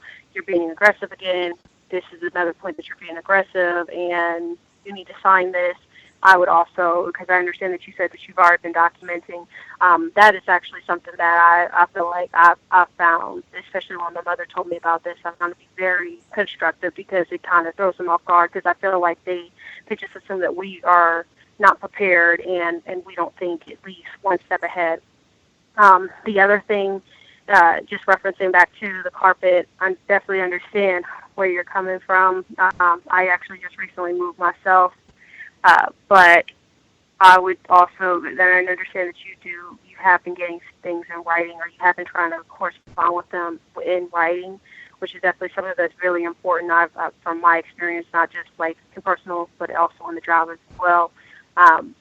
If cleaning the carpet will be a end all be all, which is definitely something that I understand that you probably don't know, or really all of us can't really know. But I would hate for them to, this will just be a way for them to tax you, to really control your money. To first, it'll be the carpet, and then paint the walls, and then place the ceiling fan, stuff like that. Mhm. So I would just wonder if there's any way for you, if you were to clean the carpet, if there's any way for you to finally get their approval, have them sign something, or send them some type of, maybe even an email, say, okay, well, I've done this. So they just can't keep coming back at you and basically one by one having you basically renovate their apartment for you. Having you renovate their apartment for them. Because that's what I'm afraid that they would do. And I've actually heard of different situations where it's like you do this one thing, it's not good enough, or it is good enough, but then it's something else. So that's basically all that I had to add. Thank you. Okay, thank you. But I will say that, yes, just like I stated, when I signed on you, she put that in there that was a requirement. So even if I get it clean, they can definitely come back and say, well, we want it cleaned again. She made that clear in the MOU that I signed. So she's gonna. It's like I already signed it, so that's that's that. Like she's gonna, whenever they want to demand. But like I said, I'm gonna have a mediator that is going to be here, so he's gonna witness the harassing. If they continue to harass me, because I consider all of that harassment, to come back and keep trying to stress me out, over stupid stuff like carpet and ridiculous things, ridiculous charges. Like if they continue to do that, it will be documented. It will be known, because the mediator that is supposed to be, here anytime there is an interaction with me and management, he's going to see everything. So that's from this. That's what my plan is from this point, is that he's going to be here anytime I'm talking to them. If he's not contacted before, they're supposed to contact him before they do an inspection or anything at this point. So if he's not here, we won't be talking. So that's how I'm going to. Mhm. Now I understand that. Is there any way, because I understand that you said in the document, I know you kept saying it, and I had it at the tip of my tongue, the name of it, but is there, because I understand that you said that basically if they want to come back at you about fixing up some other part of the apartment that you had nothing to do with, well, they didn't put that in the MOU. That's not in there. They didn't say anything that I have to agree to do anything. It just specifically talked about the carpet. And then it was, she put some crap in there that's definitely not supposed to be in there, because she said something about, she tried to change the mold issue that I had into mildew. She called it mildew on the MOU. And that's something that she added, I believe. Because I never agreed to that, and we never talked about the mold. So she tried to change that in the MOU, but she never stated anything about coming to me about anything else but the carpet. And then she said that I'm sorry. Go ahead. I'm sorry. I was wondering, in the next meeting that you have with the mediator, is there any way for you all to sit down and because I definitely don't, of course, trust this lady, especially by what you're saying. But is there any way for you to possibly, all of you, you three, what have you, sit down and see what other stuff they're going to try to bring up against you, and then if you can compare that against the known issues with the apartment, so that way it can kind of narrow down, like I was saying before, like if they did want to try to come back at you and say, okay, the carpet is the carpet this week, and then something else next week, and then something else next month. Is there any way is that maybe like an option? I don't know if I can get them to sign anything stating that they won't ask me to do other things, but because everything is a part of my lease. But I did read on the MOU that I signed. It said at the bottom that this was being added to my lease. So to me, that indicated that this is not really necessarily a part of my lease. It's becoming a part of my lease. So she didn't say anything. All I know is that she didn't say anything about anything else but the carpet. So if they come at me with anything else, all thing I have to do is say this is not part of anything that I signed or any, I mean, at that point, if they do this again, it's going to become a problem, period. Like, I plan on really getting a lawyer and doing all of that if they come at me again and say anything, because I'm trying to, go ahead and, see how this mediator is going to deal with the situation. But if I have a future incident of harassment or them giving me unwarranted requests, that's when I'm going to, get a lawyer and take it as far as it needs to go. Because now you're just being ridiculous. Now you know what we signed and what we agreed on, so why are you messing with me? So at that point, it's going to be understood that I'm being harassed. I mean, it's already understood. I mean, I already have the documentation to prove it, but I'm just saying, like, if it escalates to anything other than what it's already escalated to, then yeah, it's going to be handled. Because I don't think I can get them to sign anything. Even if I requested for them to sign something that I said, I don't think they would do it. It would just become a bigger problem. Did that answer your question, or did you have another question or another suggestion, caller? No, sir. Thank you. Right on. Appreciate the feedback and suggestions from everyone and questions and what have you. As I said, the real serious issue with housing. Just to emphasize that point, I do want to ask Mia. I had one question specifically dealing with racism, and then to make sure we didn't leave out anything that's important, and certainly to get an update as things proceed, and even if you're able to use some of the resources, the legal resource that Mr. Reed provided, if they're able to help you in terms of understanding this MOA and whatever adjustments might need to be factored in there, and just to help you so that you can make more informed choices. That would be great as well if you're able to look that over and see if that will help you in your situation. But this is Mr. Fuller, because as I said, myself and Mia, we spoke with Mr. Fuller last week, and he was talking about the situation and just saying that this seems to be a growing part of the strategy. This is just a brief segment where Mr. Fuller is talking about racial dislocation, and that just being the plan under the system of racism, white supremacy. I just want to play that really quick, and then we will, if folks have any other questions or suggestions that they would like to share, we'll make time for that, and then have a couple other questions I want to get in with Mia before we close things out. But this is Mr. Neely Fuller Jr. Again, his website, producejustice.com. He's discussing the concept of racial dislocation. Yes, that's one of the 6 basic strategies that the white supremacists are using now, and that is racial dislocation, confusion. The key word here is confusion, but the word dislocation also is very important because it means you are forced to move from one place to another. Dislocation is not the same as relocation. Relocation is when you voluntarily go from one place to another, whether it's one house to another, one apartment to another, or one town to another, one area to another. But you do it voluntarily. dislocation is when you're being forced to.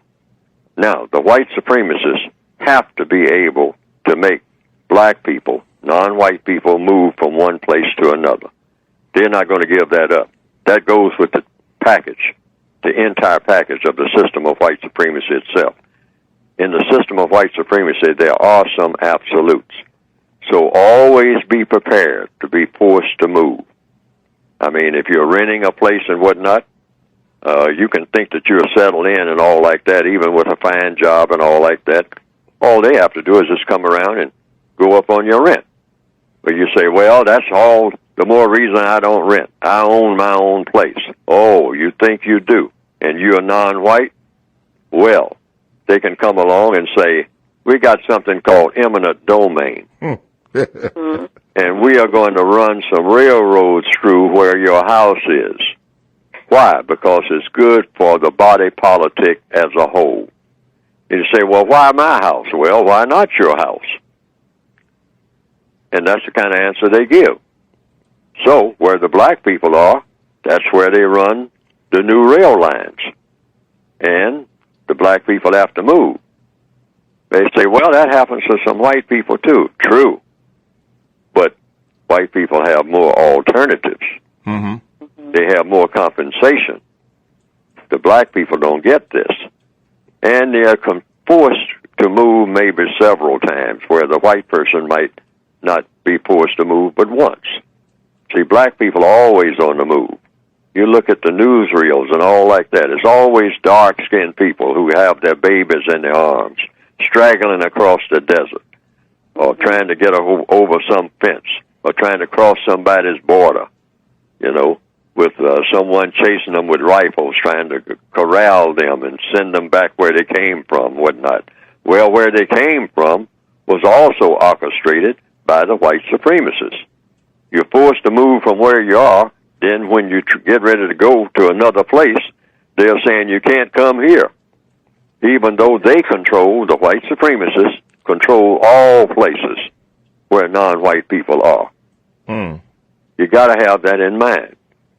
They're talking about people trying to get out of Haiti, people trying to get out of Nigeria and whatnot, and fleeing across the desert and whatnot, or people trying to get out of Honduras.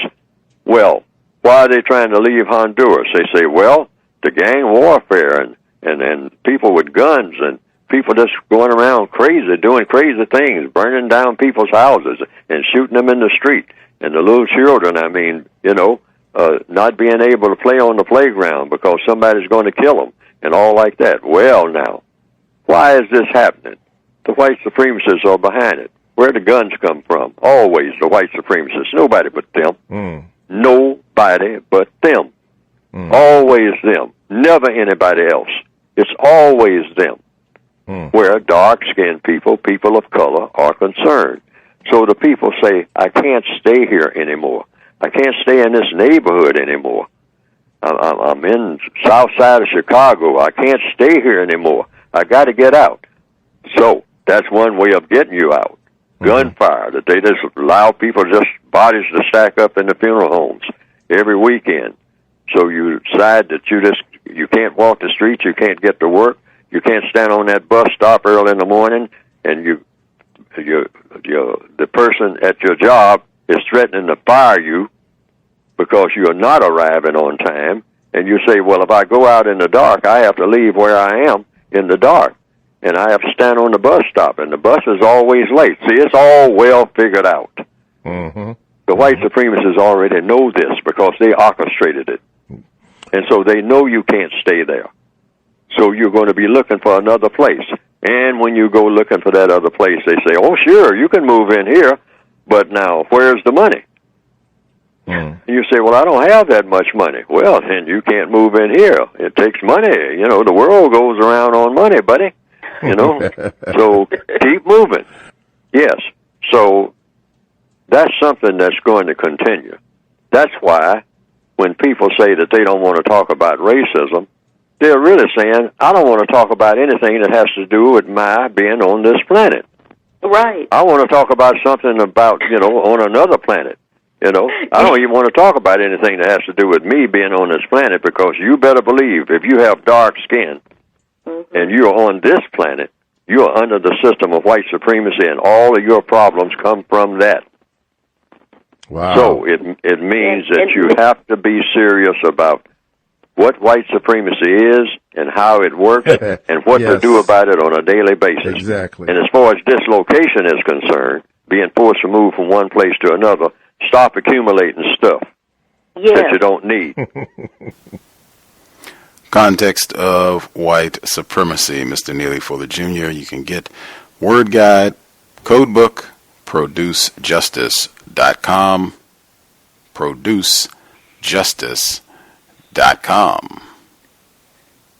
Always a hoot to hear from Mr. Fuller. The person who called in, Jay from New York, did you have a question and or suggestions for Mia, Jay in New York?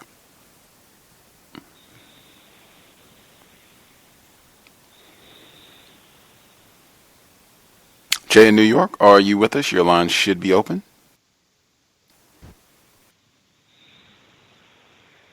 Not hearing you, sir. Don't know if you hit your mute button or don't have your, or ma'am, sorry. Don't know if you have your sound muted or there's an issue with your sound, but we are not hearing you. Jay in New York, not hearing you. Okay. We will see if they want to try and call back in or figure out their tech issues or what have you. One of the last few questions I wanted to get in, with given everything that happened and you know, you and the jeopardy you and your black child have been in with all of this, and just the really horrendous conduct that was even targeting your mother and talking to her in a very disrespectful and crude manner. Did that change your mom's stance? Like when you all finally got away from all this and were able to talk about what happened, did your mom agree? Like, yeah, I think these folks might be practicing racism. Maybe you were on to something. Yes, she agreed that. I mean, my mom understands that people are racist, but she does not agree to the fact that all white people, you know, have some kind of level of racism. She doesn't believe all. She just believes certain. She believed that instance was a racist white person. Got it. That is pretty common as well. We think that it's not all of them. Some of them are cool in the gang. It's just Donald Trump and, you know, a few others. But yeah, that's to be expected. I guess with the situation now, which you talked about, where they got this new, I guess, amendment that they're going to add to the lease about the carpet, and maybe you can investigate some of the resources that Mr. Reed provided, and you have your mediator who's going to help you kind of be there to witness and help you deal with things moving forward. And you have to have meetings. I guess what is your general sense about where things are headed now?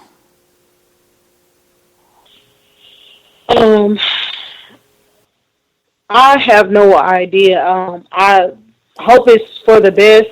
I feel like she's planning on trying to cause a problem, because all of the things and the demands that was in the MOU, it indicated to me that she's definitely is going to, I don't know at what point, but she's going to enforce, because I do believe that she has, I mean, of course she has authority over management, okay? So even if they don't want to be a problem, I feel like she's going to tell them to be a problem. And they was already having a little attitude in the first place. So it's not like they're innocent or anything like that. But I feel like, you know, things may die down in the next few months. But however long I'm living here, it's going to gradually escalate into another problem, because she's setting it up now. And for what I understand about white people, you know, they'll play nice and cute temporarily, but if they're trying to imply that something happened that did not happen, which is a lie, then that means they plan on doing something in the future. So they can go back to that and say, oh, see, here, I said this. Remember, I said this, and she's doing this. But I personally...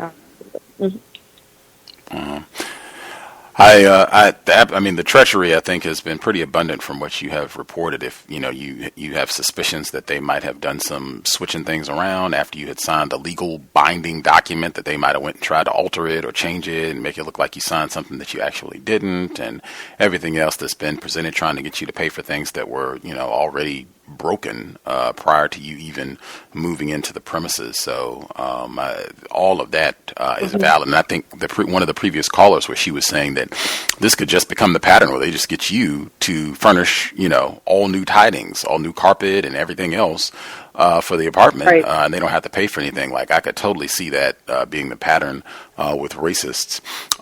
The person who called in 6900, did you have a question for Mia or suggestions? Yes, good evening. Can I be heard? Yes, sir. Yes, great, thanks. I was trying to get in on the vote line, I think it was, but I wasn't being heard. Mia, definitely sorry to hear that you're going through all of this. I think the callers mentioned some great suggestions. All I could say is continue to do what you're doing, documenting, videotaping, getting other folks involved. I think is important to have witnesses, because if it does escalate to the next level, having as many people involved, I guess, is definitely a bonus. But again, like I said, there are a lot of great suggestions that have been mentioned throughout the call. So I just wish you the best in terms of getting to the next level with it. Gus, I had some things about reverse mortgage programs, some of the treachery that I saw on that side of things. After we're done with Mia, if there's time later on in the program, I just had a situation I wanted to make note of in that area as well. Thank you. Oh, for sure. We'll make time. Thank you. Right on. We'll make time to include that before we sign off. If other folks, if you have a question or suggestion for Mia, you should go ahead and get your hand up. Don't do a lot of dallying. Mia, is there anything like reflecting on this? And I mean, this is ongoing, so, kind of see how things are resolved. But at least at this point, looking back, is there anything reflecting where you say, oh man, I wish, I had done this and instead of the way things went, or I wish, I had not done this? Is there any improvements looking back on how things have gotten to this point?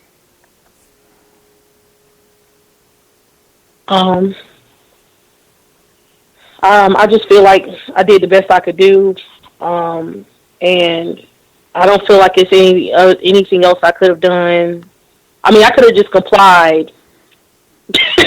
Then maybe I probably would have had all of this terrorism, but I don't think so, because they were threatening to terminate my lease anyway. So they were going to create a problem. So there's pretty much nothing I could have done. I would just advise, anybody that's dealing with this situation to document every single thing that you can before you move into the apartment. I don't care how insignificant you feel something is, just document it, complain about it, and make sure that it's noted that it was a problem before you moved in. And anything that's said, if they're telling you to do something and you don't feel like you should have to do it, if you deny or decline to do it, and or they decline to do what they're supposed to do, you ask them to do something that's part of your lease that they're supposed to do, that you make sure that they sign something stating that this is something they said they're not going to do this, whatever. Get them to document everything that they say to you, so you can have that as evidence. Because that's something that I didn't get them to document the fact that she told me to wipe that patio off. Probably should have did that, should have got her to write that down, that she said that was my responsibility. Document. I'm a big advocate of that. That can just be so important. And again, like I said, sometimes it's just, you forget things like little details and what have you, the exact details of what somebody said or the sequence of events, like, just having all that information documented, then you don't have to rely on your memory for things that happened a year ago or 18 months ago, that sort of thing. And then also, I think that sends a clear message, I think, as Emmy was saying, formerly 1842, about just conveying this is serious. This is serious business, and I got all my notes. I got my computer or my tablet or whatever it is, my device, with my notes and my catalog, my recordings, if I got those audio recordings of previous conversations, like really showing that I mean business. I'm taking this serious, and I'm going to have evidence to support everything that I'm saying, what you're saying. There's going to be, a thorough record of everything that has transpired, and particularly taking that with something that's as serious as housing. If whites are going to be involved, I think that is absolutely the best way to go. And I know it can be tedious and, having to keep track of all that, but I mean, hey, something as serious as housing, that is worthy of taking it serious. In those type of situations, you want to try and have as much as you possibly can to protect yourself, ammunition, when you got to deal with these race soldiers, with these type of major events, major situations. Anything else? I'm sorry. Mm-hmm. Go right ahead. Make sure that no matter what kind of a white terrorist that you're dealing with, that you always keep yourself calm and under control at all times. No matter how angry you get, no matter if they're up in your face or anything, just do not respond to that. Do not. Because that's their main. If I would have slapped the crap out of this lady, which I really wanted to do, it would have been a wrap for me. I wouldn't even had a case. Like, it would be like done. Like, you're crazy. You hit this lady. You're out of control. It would have been I wouldn't have had no say after that. If I would have smacked her.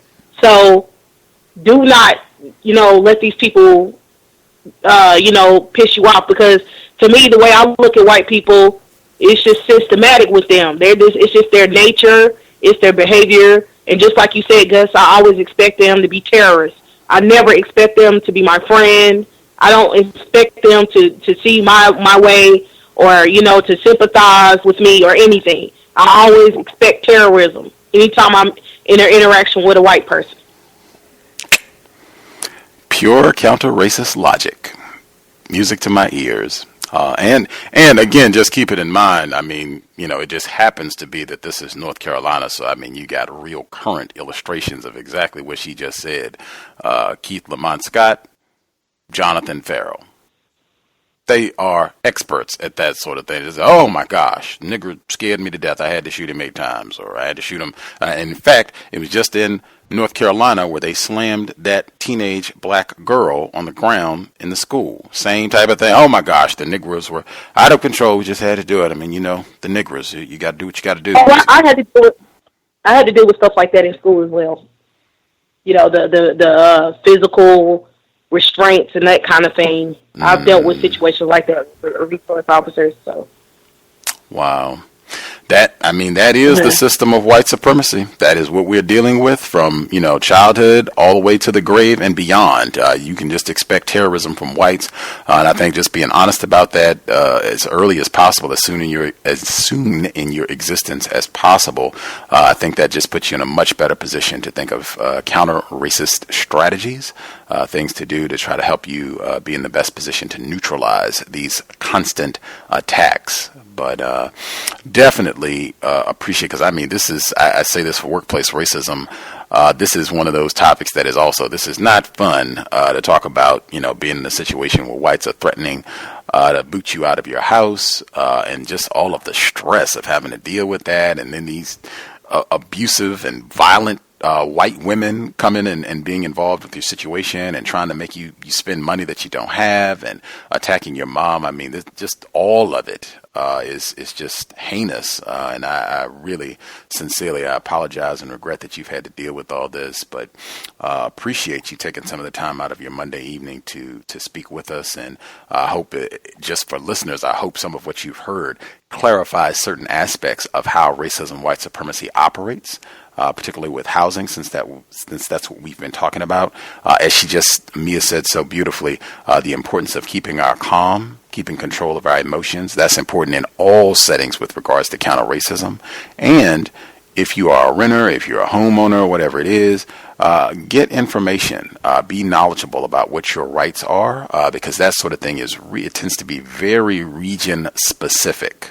So try to get information so that you can know a little bit more. I think that also is one, like I say, with workplace racism, you don't want to have a problem on the job and have that be the first day that you've cracked open your policy and procedure manual to kind of see what the rules are there and if they're enforcing things correctly. Same kind of thinking with the renting, or if you're a homeowner situation. If you can try to get some of that information up front so you kind of already know something, you'll be in a much better position moving forward if something happens. God forbid, and hopefully, you won't have to use it, but if you had a look at that info up front, definitely put you in a better position.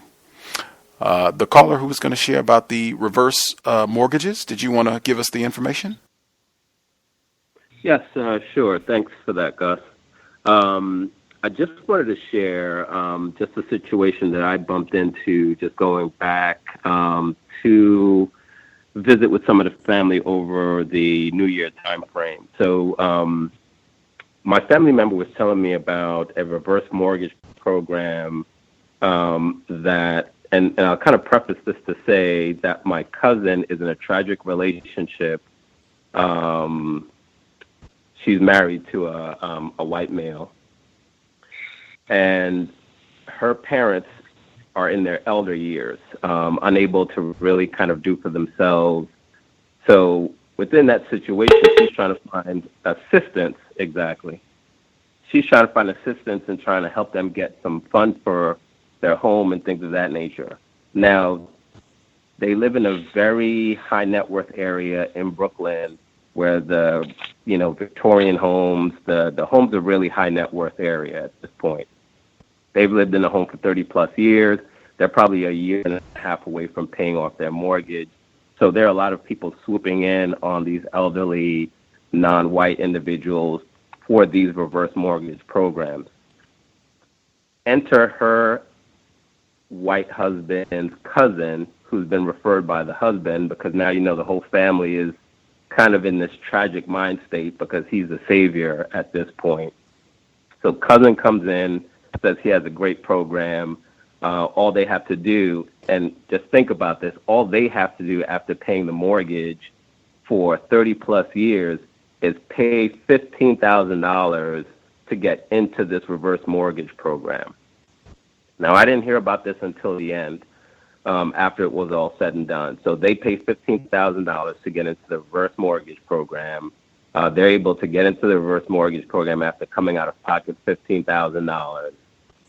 Their house was worth $675,000 on the market. Now they've only had like $15,000 left to pay it off.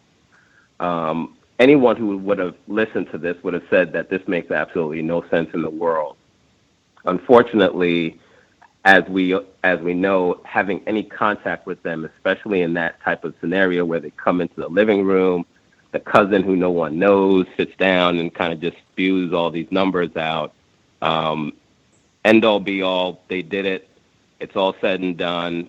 These individuals I know made a rake of money on this property. Then they kind of position the same thing to my sister for my parents' home.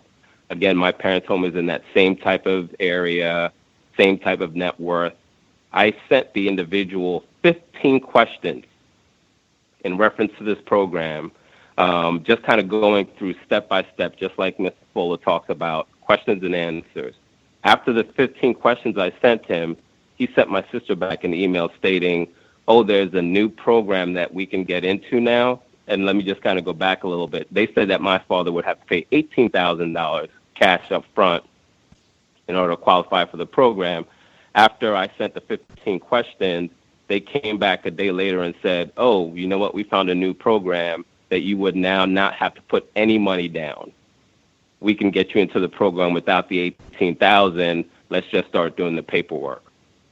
So my family thinks I'm crazy, that I'm kind of, anti everything. But after this example, they were finally able to see just how terroristic these individuals are in terms of the types of games that they play and how quickly it could happen. Because it would have been just 2, 3, 4, 5 forms signed, $18,000 gone, and that house would have been in a totally different position. So we're looking at other options. kind of sharing this story just to let individuals know that they are now, they have been, but they're really attacking the elderly at this point. And we just have to be careful, as Mr. Fuller says, they're not looking to let us transfer on properties. So this reverse mortgage game is actually one of the big ways that they're going about it. So I just wanted to share that example. Wow. Great illustration. And I mean, just again, Mr. Fuller, he talks about asking questions. To ask 15 questions and have it go from being $18,000 to zero, and all the other implications for the property. I mean, wow. That is, and just the treachery, that sort of thing happens all the time. That is a staple aspect of these tragic arrangements. And sometimes, like I personally know people where the swindler was the person who married into the family. Like it wasn't their relative or what have you. And I'm sure they could have been in cahoots where, yeah, we'll get the 18,000 and we'll split it 50-50 or whatever, whatever arrangement between them, the white guy and his cousin. But I've seen it where, it's the person who married into the family where they are the ones that end up swindling the family out of, thousands of dollars and, just ruining all types of things, wreaking all sorts of havoc throughout the family. That is another reason why these tragic arrangements should be avoided at all costs. It is just a total road of destruction. And at least it seems like in this situation, just you being able to ask a few questions helped some victims of racism begin to maybe rethink the quote-unquote white saviors in their life. Absolutely. Grand. Really appreciate the details, sir. Outstanding. I think more and more folks, I think all of us, the better, understanding we get of racism, white supremacy, well, all of us, you'll have more and more incidents like that where you're able to put your counter-racism to work to help out some of your loved ones. Like, it doesn't get any better than that. You can help them, keep their house safe, keep $18,000 in their pocket, and help them point out, yes, that is a race soldier right there who almost got you. And housing security right on time with the subject that we were talking about. As I stated earlier in the broadcast, NDB Connolly, guest on the program, one of the best books that I read, 2015, A World More Concrete. It is amazing. If you live in Florida, it should be mandatory reading. And we had Andrew Carl, The Land Was Ours, same year, even Family Property with Beryl Satter. All three of those books are very informative, and all three of them deal with the exact subject we talked about today in terms of the terrorist attack on white housing. They call it housing insecurity now to try to be cute. But all three of those programs from the spring of 2015, they are phenomenal, and all three different authors, NDB Connolly, Andrew Carl, Beryl Satter, all three of them agreed whites have gotten increasingly efficient taking black property. Variety of means. We don't even have all time on a full 3-hour program to get to all of the ways that they excel at that sort of thing. Definitely something, as I stated before, we should all try to learn a little bit more about. Thanks to Mr. Scotty Reed for the suggestions, Thomas in New York, Emmy, our financial expert who just called in to share details, everybody who dialed in, and certainly from Mia for taking time out of her schedule to talk about this difficult situation. Hopefully we can get an update as she continues to battle this, hopefully successfully able to neutralize these tacky racist white wenches down in Greensboro, North Carolina. We'll be here on Wednesday. Pam, one of our favorites, will be back on the program. We will talk about the pending Trump presidency, the end of the Obama era, her thoughts on the closing of 2016 and what she's looking forward to for the new year. That'll be normal time, 8 p.m. Eastern, 5 p.m. Pacific, this Wednesday, 2 days from today. Thursday, workplace racism. Every Thursday, same time, workplace racism, 8 p.m. Eastern, 5 p.m. Pacific. And Friday, we will not do the book club. We will be here for the inauguration of President-elect Donald J. Trump.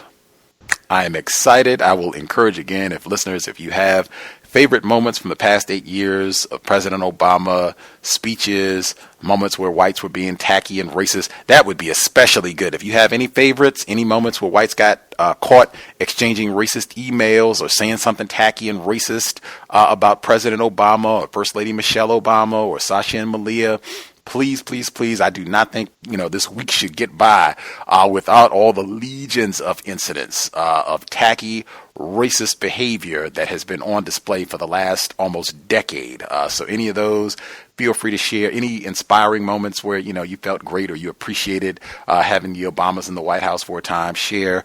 We will review and do it up this Friday. We'll probably be on for hours. I am going to be elated. Friday cannot come fast enough.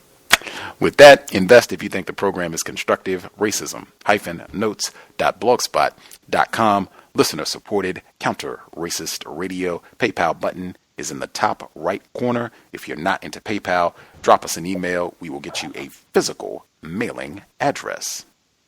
Thanks again for everyone for participating. I hope it was a constructive investment of your Monday evening, the Dr. King holiday, no less. As I state always, sobriety would be best under conditions of white supremacy. I'm pretty sure Dr. King would co-sign with me on that one. We have massive problems, as this program should demonstrate, massive problems that we have to confront as black people, victims of white supremacy. I don't think being under the influence of alcohol, cannabis, tobacco, any other narcotics, I do not think that is going to help us in our efforts to permanently neutralize racist man, racist woman, racist child, and I don't think there's any evidence to support such an idea.